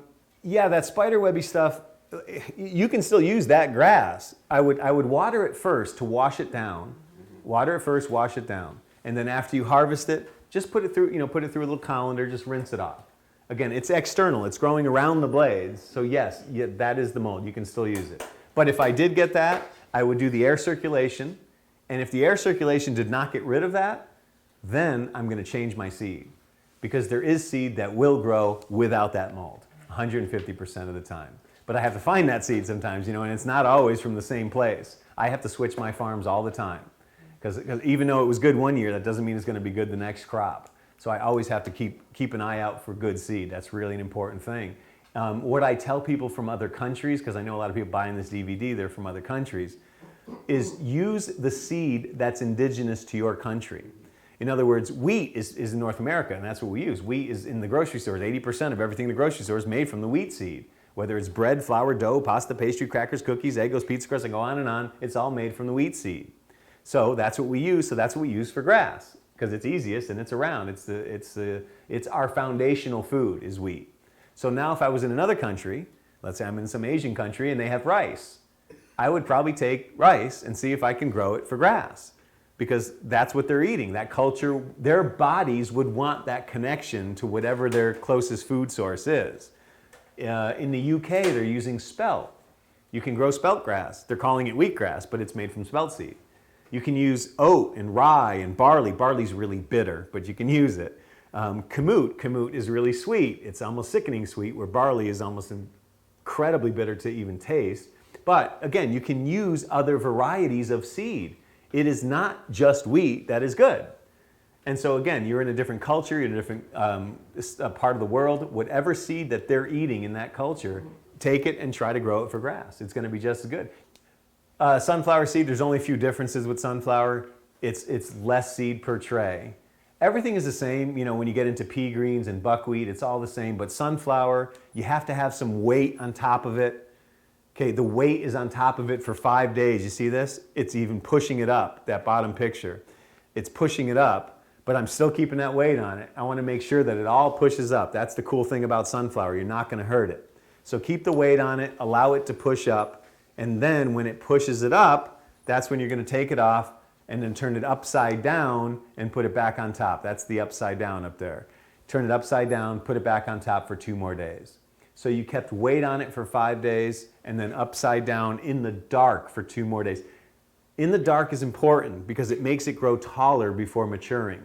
It gives you a nice tall grass, a tall sunflower. If you expose it to light at this point, after you take that weight off, the sunflowers, they feel the light and they open up and you have mini sunflowers. They mature short. But if you keep them dark, they think that they're still buried under the earth. They think that, well, if I just keep going up, I'll find the sun somewhere. It's got it, because they know instinctually to go up, so they'll find it somewhere. So that's the reason to keep it dark for 2 more days, just to make them grow a little bit taller first before maturing. And after that 7 days, they're going to look awful. They're going to be yellow. You think, you did something wrong. The shells are going to be stuck to the leaves, but you didn't do anything wrong, because in literally a couple hours, they will start to green up and they will push those shells off. That's why we use the black oil sunflower. Okay, that's why we use that black oil sunflower seed, because it slides off those leaves. The big white striped sunflower, they don't work as well. The black oil works a lot better. I put birdseed because a lot of times that black oil sunflower is expensive. So I put birdseed because, let's face it, yes, it's not organic, but it is the closest that you're going to find, because people are touching it. It's got to be somewhat okay. And so then look at the size of the bird on the package. If the bird can eat it, you got to figure, well, it shouldn't be that bad. And as long as you consciously grow it, organically, of course, it's still going to be considered an organic green. Just don't eat the seed itself if you're using bird seed. Don't eat the seed, but you can grow it organically and still have an organic green, or what's considered an organic green. Okay, so that's just another option. If you can find a good organic seed, obviously black oil sunflower, use it. It's just hard to find. Okay, so I kept the weight on them, then I kept them covered, dark for 2 days, upside down tray. 5 days with weight, 2 days upside down, and then I uncovered them. I can rub my hand across the top in the morning when they're wet. Just slide your hand across the top. As long as they're wet, those shells will slide right off. So you're not sitting there picking off the sunflower. The reason I'm showing you this and taking the time with sunflower is because wheatgrass isn't going to be your only product. Right? When you're out there in this business, sunflower is an amazing one, and because they went to Hippocrates and learned about green juice, everybody wants sunflower. So that's a big sprout out there. It's a high protein sprout. One of the more complete proteins is sunflower. Lecithin in that stem, sunflower. Brains are a high percentage of lecithin. So that's a good connection sprout to do for a juice. Wheatgrass, your grasses are complete proteins, by the way. Grasses are complete and digestible proteins. Sunflower, excellent to put in your green juice. The pea greens, how you harvest sunflower, ceramic knife, same thing. I show this in the workbook, in the tour. I show how to cut sunflower and to grab the bottom, shake them, and then grab the top, shake them, just to kind of get those few hulls, those few black shells that might still be on there. So you cut it like you're cutting hair. Go ahead and cut it, get that handful, give it a shake, grab the other end, give it a shake. Just get rid of some of the hulls. But most of them should come off when you rub your hand across it, just like that. And then, you obviously know what a sunflower looks like, the big yellow. You can harvest sunflower. From wheat seed, if you let wheat go to seed and produce itself, because it's an annual seed, it's not perennial, it won't keep growing and growing like your front lawn wheat. Wheat's an annual seed. But if you let it go to seed, it's going to produce anywhere from 7 to 15 seeds. That's not a lot. I mean, each tray is going to have, 100 seeds, so you need a lot of land if you're producing your own wheat field. But sunflower, you'll get anywhere from 200 to 300 seeds out of one sunflower. So that's the difference. So you can harvest your own sunflower. Grow it to sunflower, let it fall over, and then when it dies, cut the head off, let it dry out a little bit in the sun, and then just tear off that brown in the middle, and you'll see it is amazing how they line up all together in a circle, in a pattern. You'll see all those sunflower seeds. It's a really cool thing to look at. And then you can take them out and then put them in your freezer for 2 weeks. 2 weeks in the freezer, that sunflower now goes through a dormancy stage. It literally thinks that it went through a whole winter season because you kept it in the freezer. So now when you take it out of the freezer, you fake them out. Now they think it's summer again and they start growing. So that's a winter. You've created the dormancy stage by putting them in the freezer for 2 weeks. But sunflower is a really good one. It's a good tasting one too. That's a cool thing about sunflower. It tastes really good. You had the green juice, wasn't so bad, right? And that usually is because of the sunflower and the pea greens also give it that better taste. But keep in mind in the world when you're teaching green juice to people and you're making those little bags, to have people make their green juice, you can put anything in there. I mean, any kind of leafy green. You can throw some spinach in there. You can throw some cabbage. Cabbage is a great digestive enzyme. You can throw some cabbage leaves in there and make people that bag of green juice so that they can just make it on their own in their juicer. And throw any kind of leafy green, spinach, kale, the leaves of beets, okay? You can use the leaves of carrots, the green of carrot, put that in there. Just keep the greens together. That is the concept and idea of making a green juice. And again, don't think I don't know what you're thinking. Well, a carrot is neutral, and you can put carrots in anything. An apple is neutral. You can put apples in anything. I'm not saying you can or can't. You can put vodka and orange juice, and you still get them both.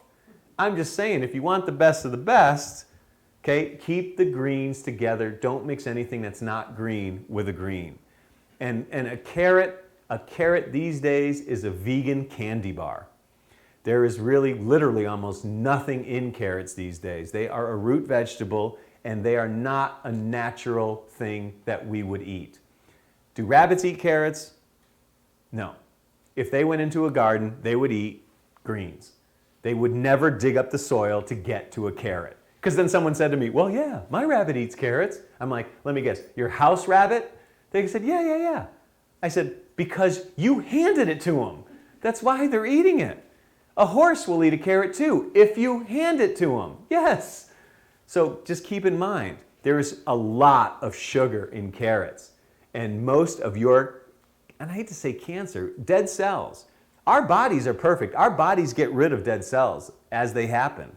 But when you start to eat the standard American diet and you get full of shit, your body's not getting rid of those dead cells. They are now sitting in you and you're not getting rid of them. So now what happens? Well, maybe there's a problem now, right? Maybe that dead cell's, pissing off all the other cells around it. So now it's a bad influence on the other cells. So the other cells are following suit and they're becoming bad and they're dying.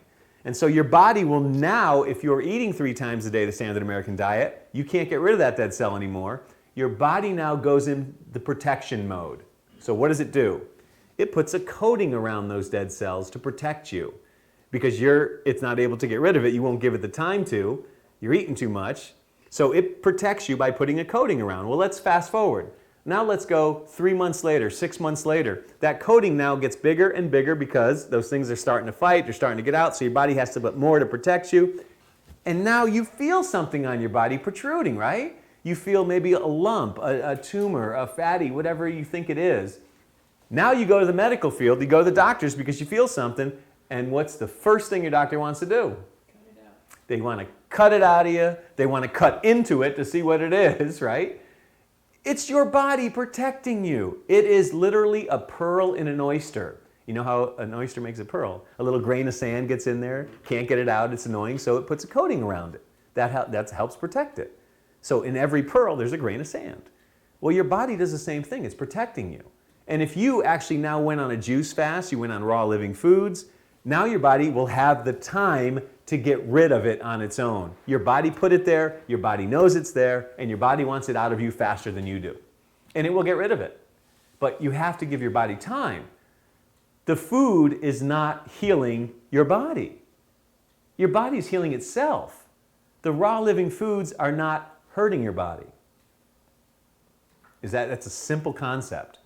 Because so many people now want that quick fix, you want the pill, and now we're actually using food as the pill, right? We got to the point now in this alternative field in raw food that they're literally saying, what food should I eat to get rid of what I have, right? You're doing the same thing. You're trying to create a pharmaceutical out of a food. A food is not a pharmaceutical. There are certain things that, yes, maybe you're depleted of. Yes, maybe these certain foods will help replenish and help your body be able to do what it already is supposed to do, which is heal itself. I don't mean to be really passionate about this, but I'm sorry, I am. I am passionate about this subject because we are using food to not only define our happiness, emotional, social, we're using it as a drug. We're trying to find a food that we can eat to heal our bodies. It's not about that. Some food, yes, will replenish some nourishment in your body to allow your body to heal. But the food isn't actually healing your body.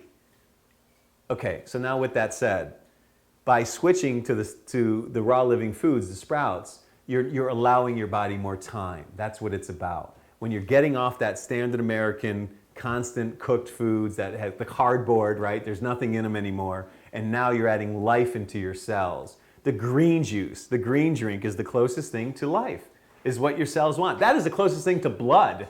I mean, let's not get really freaky about it, but that's blood. You're getting a new blood when you drink a green drink or a shot of wheatgrass. It is revitalizing your bloodstream. Take a deep breath. Because then those greens, right, the hemoglobin distributes oxygen. Those greens are going to help to distribute that oxygen. The first thing you need, because oxygen in your cells, these bad bacteria, diseases, cancers, viruses can't survive as easy with oxygen. Hyperbaric chambers are becoming very popular. In the medical field, if your HMO covers you, your doctor will put you in the hyperbaric chamber because it will slow your cancer down. Because it raises the percentage of oxygen and that cancer can't survive as well next to the oxygen. It can't survive. Cancer likes that sugar atmosphere, that dead atmosphere, because that's what it thrives on. That's why we stay away from, we talk about green juice, but we stay away from your fruits. We stay away from some of the sugary things, your carrots, your beets, because that's what those dead cells like to attract to. That's what they like to eat and feed on. So we do greens because we know we do greens, we're putting life into our body and those cells can't survive with that. So now those dead cells will try to find a way out of your system. And your body will help to get rid of them. That's the concept. The body heals itself. The food isn't going to heal the body. Yes? I have a quick question about sunflower. Yes. You stack them, you can stack the trays of sun, can you use those as the weights? Yes. Themselves? Yeah, you can. That's what I thought you were doing there. Yeah, see that? Oh, sorry. See that picture there? That's a tray on top of a tray on top of a tray.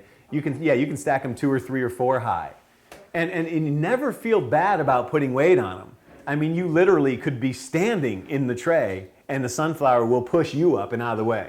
So you're not going to hurt it by putting weight on it. So you can stack them 4 or 5 high, absolutely. So those are trays filled with soil? Yes, all those trays are filled with soil. And so the top one has to be filled with soil. That's one of the things, people say, well, could you do that with wheatgrass? Could you put a heavy tray on top of wheatgrass? Absolutely. Absolutely. But when you're getting into the business and you're growing a lot of them, that's a lot of weight. So instead, stack them on top of each other. Rather than having to worry about an empty tray on 50 different trays, stack them in piles of 10. Now you have 5 empty trays rather than 50. Go ahead. Can you water them just all in there? No. That's what I want. With sunflower, and thank you for asking it, but with sunflower, it's very particular. Sunflower is a creature that I have never met before. And in 20 years, I'm still trying to master that. Because there are still times that I will get bad sunflower. And it's 99% of the time, it has to do with water. Sunflower, in the wintertime, you have to water a lot less because it's not drying out as fast. So now your sunflower will start to rot, it'll turn brown, it'll get those little spots on the leaves. That is too much water. Okay. So in the winter, you don't want to just water them on top of each other and let them sit there stacked. You can, once a day, take them off, water, and put them back on top. But don't have water dripping on top of them for those first 5 days as they're covered. You want to make sure they're not soaking and there's no, constant wetness around the sunflower. So wintertime, you have to be careful with sunflower. Summertime, you can water once a day heavy and they're fine. Wintertime, you may even water every other day. Yeah, that might even be a better choice in the winter. Just keep an eye on the sunflower. It's really temperamental and I'm still trying to figure it out, but I think I got it down. I've always had a brown one. Yeah, with that brown, here, we'll get to it. You tell me if this is it. With the mold? Yeah. So first of all, this is when you harvest sunflower, is when it joints. It starts that little jointing stage, right? Wheatgrass joints at the bottom, sunflower joints at the top, at the leaves. So that's when you want to harvest your sunflower. One question? Yep. On stacking wheatgrass, you're saying you can stack them? You can stack wheatgrass trays on top of each other, yeah. Really? Yeah, absolutely. 2, You're not 3 going to hurt it either, yeah. You can go 5 high, you're not going to hurt it. Oh, That really? bottom tray will push up the top 5 trays. The thing is, though, you do want to uncover once a day in water. Oh, yeah, gotta walk it. Yeah, but you can stack them on top of each other. It'll save you a lot of space. There you go. And the top tray. That was worth you coming here just for that. And the top tray is just full with soil. Well, with wheatgrass, it doesn't have to be. It could be. You're not hurting anything. But sunflower, it has to be. Wheatgrass, it doesn't have to. Wheatgrass could be the empty tray. But what I would do, if I have the empty tray and I have 5 wheatgrass trays on top of each other, when I uncover in the morning, I would just change the one that's on top. I would just rotate that one. Because the empty tray on top still allows some air to get in there, so it'll just be a little different. But if you rotate them once a day, it'll look the same as all the other ones. So you can stack it. If you do 3, then your 3 days. Just switch them around, yeah. That's Yeah. 3 for 3. Yes. Yeah, before you This is probably the mold we're talking about, Dave. Yeah. Sorry, we get that Yeah. that kind of cottony, that stuff that's, Same stuff again. and it starts to rot, it starts to eat, Yeah, and right. stuff starts falling down. That is usually, again, a water issue. For some reason, a certain spot is staying too wet. It's not drying out, so now it's creating that mold, and it will start to just get bigger and bigger. It's really, Takes over. yeah, it takes over. That's another thing. Now, there's some solutions here, and you bought the manual, you'll see it in the workbook. The solutions, obviously, put more soil in the tray. Put more soil. So in other words, now you allow a little bit more water to spread out. It's not so much concentrated in that one area. Put more soil, water less, maybe water every other day. That might be another solution. You do have to clean that tray too. Because once that, again, that's really similar to that red mold. Make sure you clean that tray. But that is usually, again, the water issue. Both of these are. So here's some of your solutions. And then if you see that the sunflower is just falling over, maybe it's all beautiful, but it's just kind of limp, it's falling over. It hasn't been watered enough. So, that's where you have to find the balance with sunflower. It's a really particular sprout. But once you get it mastered, it grows beautiful. Because the cool thing about sunflower, and we're going to get into this slide probably tomorrow now, but sunflower, one tray of sunflower is going to give you 3 to 4 pounds of sunflower green. And it's more expensive when you're selling sunflower and they're buying it retail. Sunflower is a higher price green, a higher price sprout. So you thought wheatgrass is going to give you 2 pounds, sunflower, and it's less seed per tray, and you're going to get almost 4 pounds. So there's a big profit margin in sunflower. So it is a good green to grow. This one is nothing wrong with that. That's just, you can plant a little bit heavier, but it hasn't got any light yet. But if you see that, how high that tray is, there's not enough soil in there. Because that's only a 2.5 inch, that should be up to this line, that sunflower. Okay, so put more soil in that tray.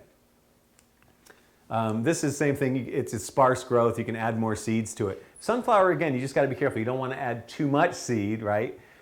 But also not too little, otherwise you're not gonna get your 3 or 4 pounds of sunflower greens. That's that brown spot that I was talking about. If you get on the leaves, it's still a water issue. It's just, while it was covered, the top tray stayed too wet.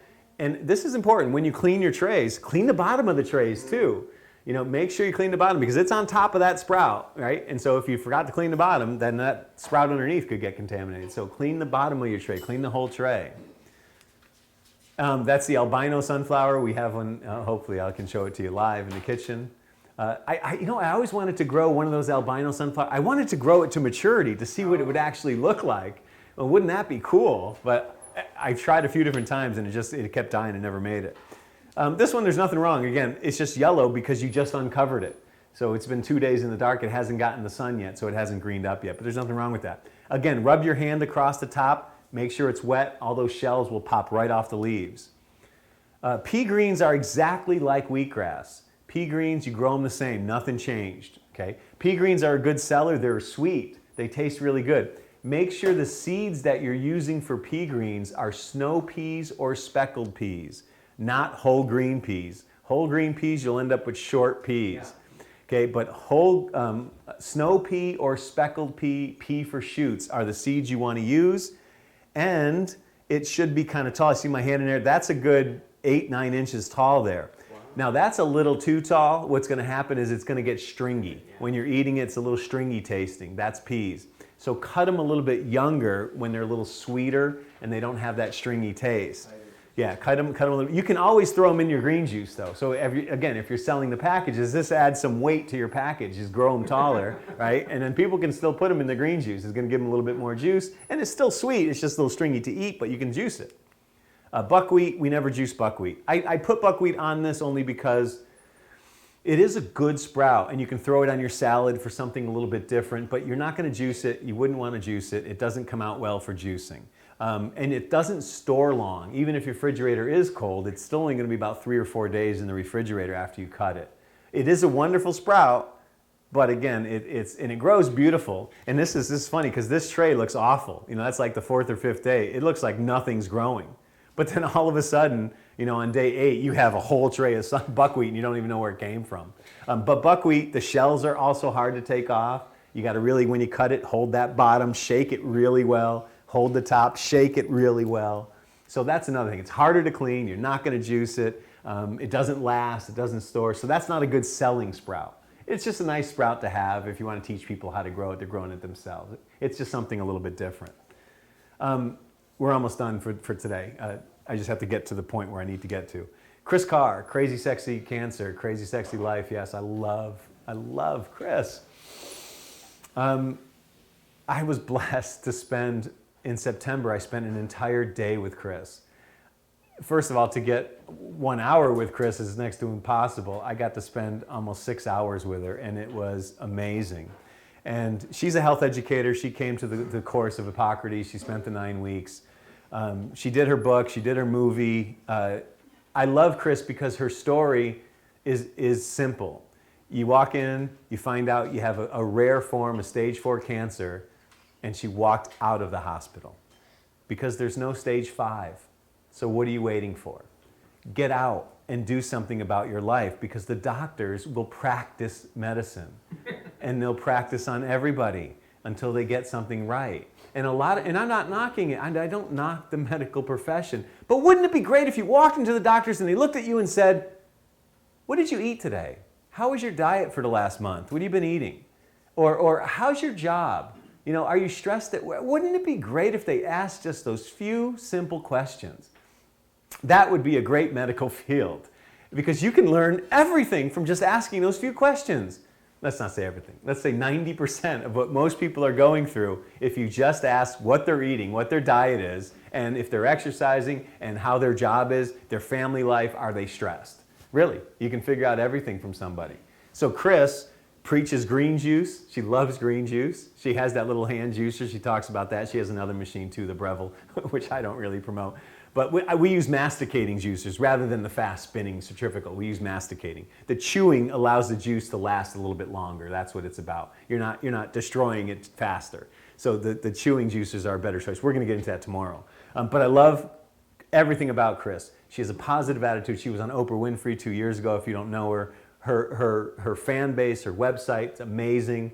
And I can say this in this DVD, but it's top secret, but don't tell anybody. But what we talked about when I met with Chris was even getting bigger. And she branded her name now to get to the point of, what about, because you know what I do for a living, right? Wellness centers. So what about Crazy Sexy Wellness Centers? And a franchise to the point where when you go to a Crazy Sexy Wellness Center, you're going to get what she wants you to have. You're going to get the green juice. You're going to get, the same kind of plan in every location that you see a Crazy Sexy Wellness Center. And wouldn't that be great? Because a lot of people, hey, I can't get to Florida. I can't get to California. Hey, well, there's one in Atlanta, or there's one over here in Idaho, or there's one, So now there's Crazy Sexy Wellness Centers. It becomes a franchise, and now we book it for you. I'm the face of it. She's obviously the main person out there teaching. And when she teaches at a location, she goes to Crazy Sexy Wellness to teach a live class. It's pumped in live in all the other locations.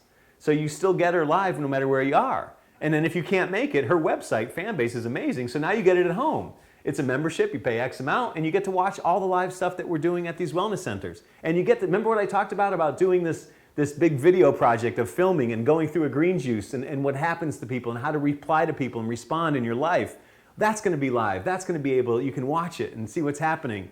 And forget the big brother thing in the houses. You're going to see life. You're going to see people actually trying to do green juices and live this lifestyle, and how to talk to other people about health, about wellness, how to respond to people with the ignorance question of, hey, there's not enough protein in there. And these are the things that we want to get out, and she has the fan base to do it. Over the computer, she'll do it. But then you'll also have live places that you can go to. So that was kind of the bigger picture. So I shared that with you, but don't tell anybody else. This is Got Sprouts. Sean will be here tomorrow. He's going to talk to you about this. If you're interested, if you're going to start this as a business, and because he wants, again, he's doing my vision. And so I started him up because I knew he'd want to do this. He's gotten me business cards because I will be on his board of directors, because he's doing everything that I've wanted him to do. In other words, his customer service is outstanding. And that's really key. That's important.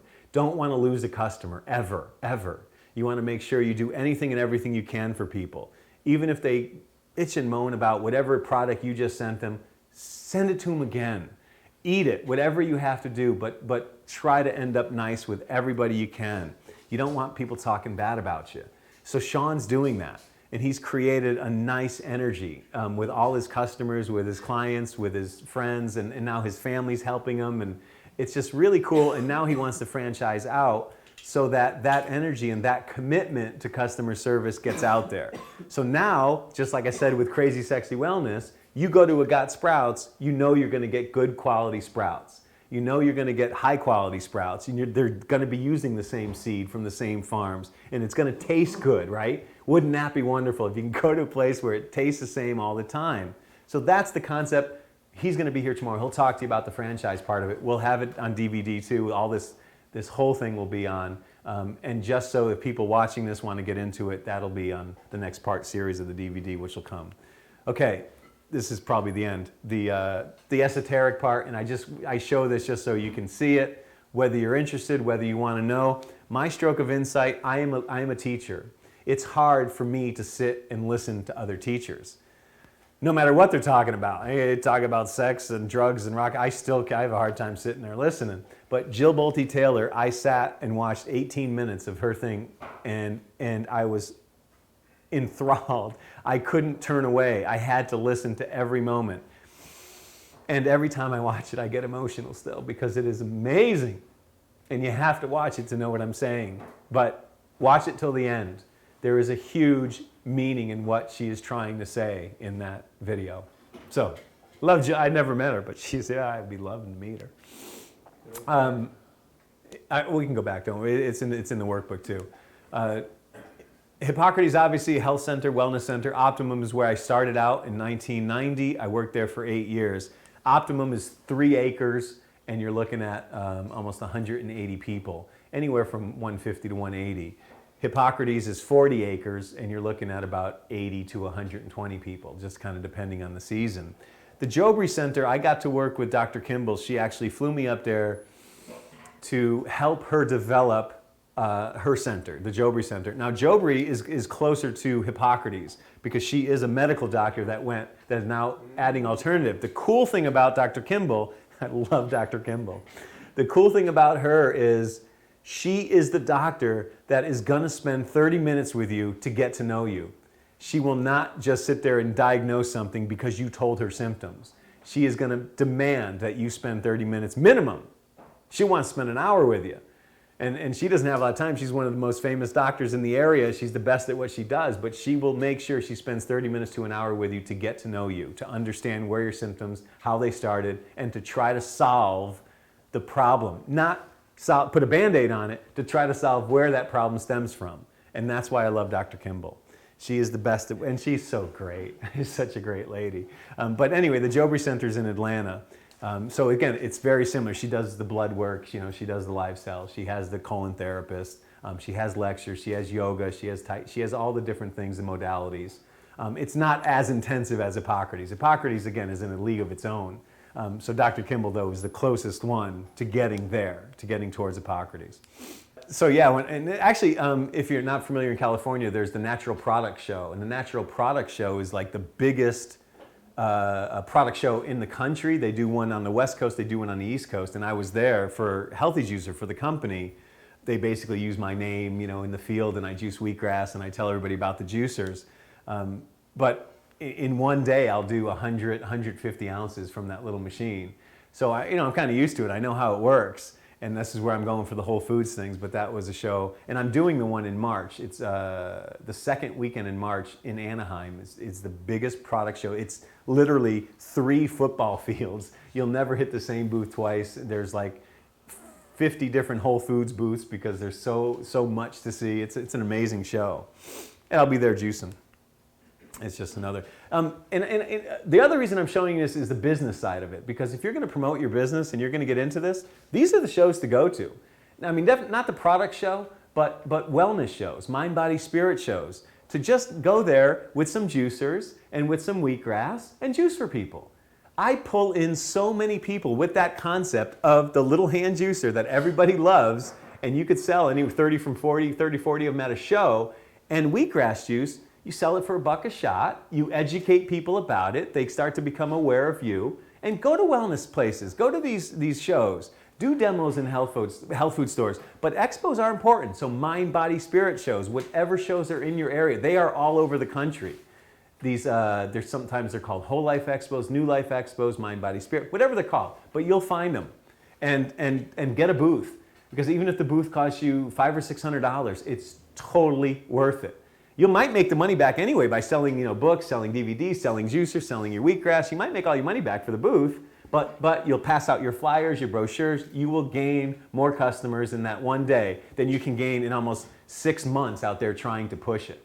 Because these are people that are your customers. These are people that want to change, that want to eat healthy, that want to do your sprouts by your sprouts. So these are the shows to do. And you can make a nice booth, right? Have some wheatgrass showing. Wheatgrass will draw, just by looking at it, will draw people when they walk by your booth. If they see grass, it's instinctual, man. Everybody just wants to reach out and touch it. And I literally have to put signs that say, don't touch the grass, it's food. But everybody just instinctually is drawn to grass. So, all right, so have some at the booth, show it. And if you start juicing, they're gonna smell it. And they're not even close to your booth, but they know you're there because they smelled you when they walked in. Steve Marowitz, I love Steve. Great guy. We don't agree on some of the same things because he still teaches, you can grow it hydroponically. I will never teach anybody that. Don't do that. Use soil, get back to earth. But he still teaches that. But I still love Steve. He's a great guy. And I like Steve because he does a lot of the science that I have no interest in doing ever. He does a lot of the science and he puts it in his books. So that's another reason I like Steve. He does a lot of good work in this and he updates his material. So I had those 2 books, you saw the wheatgrass books. One of them it's the same book by Steve, but just one of them's updated. It's just newer, it's a newer version. And of course, my cat every morning was in a different tray of wheatgrass when I was out in California. I literally had to go in the greenhouse and find my cat. She was in there, but I just had to see what tray she was living in that day. I was like, you're wasting a whole tray of grass. Stop it. I put this in the workbook, so you have this. This is a really nice thing to have for people to see. You laminate it and they could read about oxygen. And this really kind of just does the fun part about it, but it educates too about oxygen. I put it on my website. You can download it as a PDF too, so you can have it that way. But it's just a nice thing to have, and it's fun for people to read, but it educates, and that's really what you want to do. Make people laugh while you think in my classes I tell stupid stuff, just to kind of bring you back to now so you're not so bored sitting there. And I'm sorry, this is a business, so I'm trying not to make too many jokes, but I can change that. Wheatgrass, does it grow in the snow? No, it doesn't grow in the snow. I like the Yankees, that's the Yankee cap. But I went to Vermont because I was at a health show up there and I had extra grass in a cooler. And I'm like, wow, Donna, my sister, wouldn't it be cool if we did? Look, and I threw it in. I'm like, oh, that's so cool. It looks like it's growing we could just take pictures and look like we're harvesting in the snow and everybody will believe us. So that's what we did. It was fun. This chart is nice to have because these are all the hydroponic sprouts. Remember, wheatgrass isn't your only sprout. You're going to be doing sunflower greens, pea greens, and you can do these hydroponic sprouts. And you can get a tumbler if you really get into professional, get these tumblers, sprout machines that'll do, this is all the hydroponic stuff, right? The stuff without soil. So my chart, I put it on my website, it's in the workbook, you got the PDF, I gave you all the files. But this is probably the fastest, easiest way you can teach people how to sprout seeds, is right here. You got your group A and you got your group B that green up, that's why it's in green. We won't get into that today, probably won't get into it tomorrow, but it's really simple, it's easy, it's the hydroponic sprouts. Make sure you always soak and sprout seeds. I will give you the entire lecture in one sentence. If you can sprout one seed, and if you've ever were able to sprout one seed, you can sprout every seed. There is nothing different between seeds. They all sprout the exact same way. Different times, of course, different times, but they'll still, so if you've ever sprouted one seed, you can sprout every seed. Now, if the one seed isn't sprouting, it's not you, it's the seed. Change your seed. Because so many people like to do so many different things to try to get their seeds to sprout. You didn't do anything wrong, you just got a bad seed. So change your variety of seed, try it from a different company. So I taught you that whole class. All right, we can stop here, that's fine. All right, so we'll start with microgreens tomorrow and get into what that means and everything.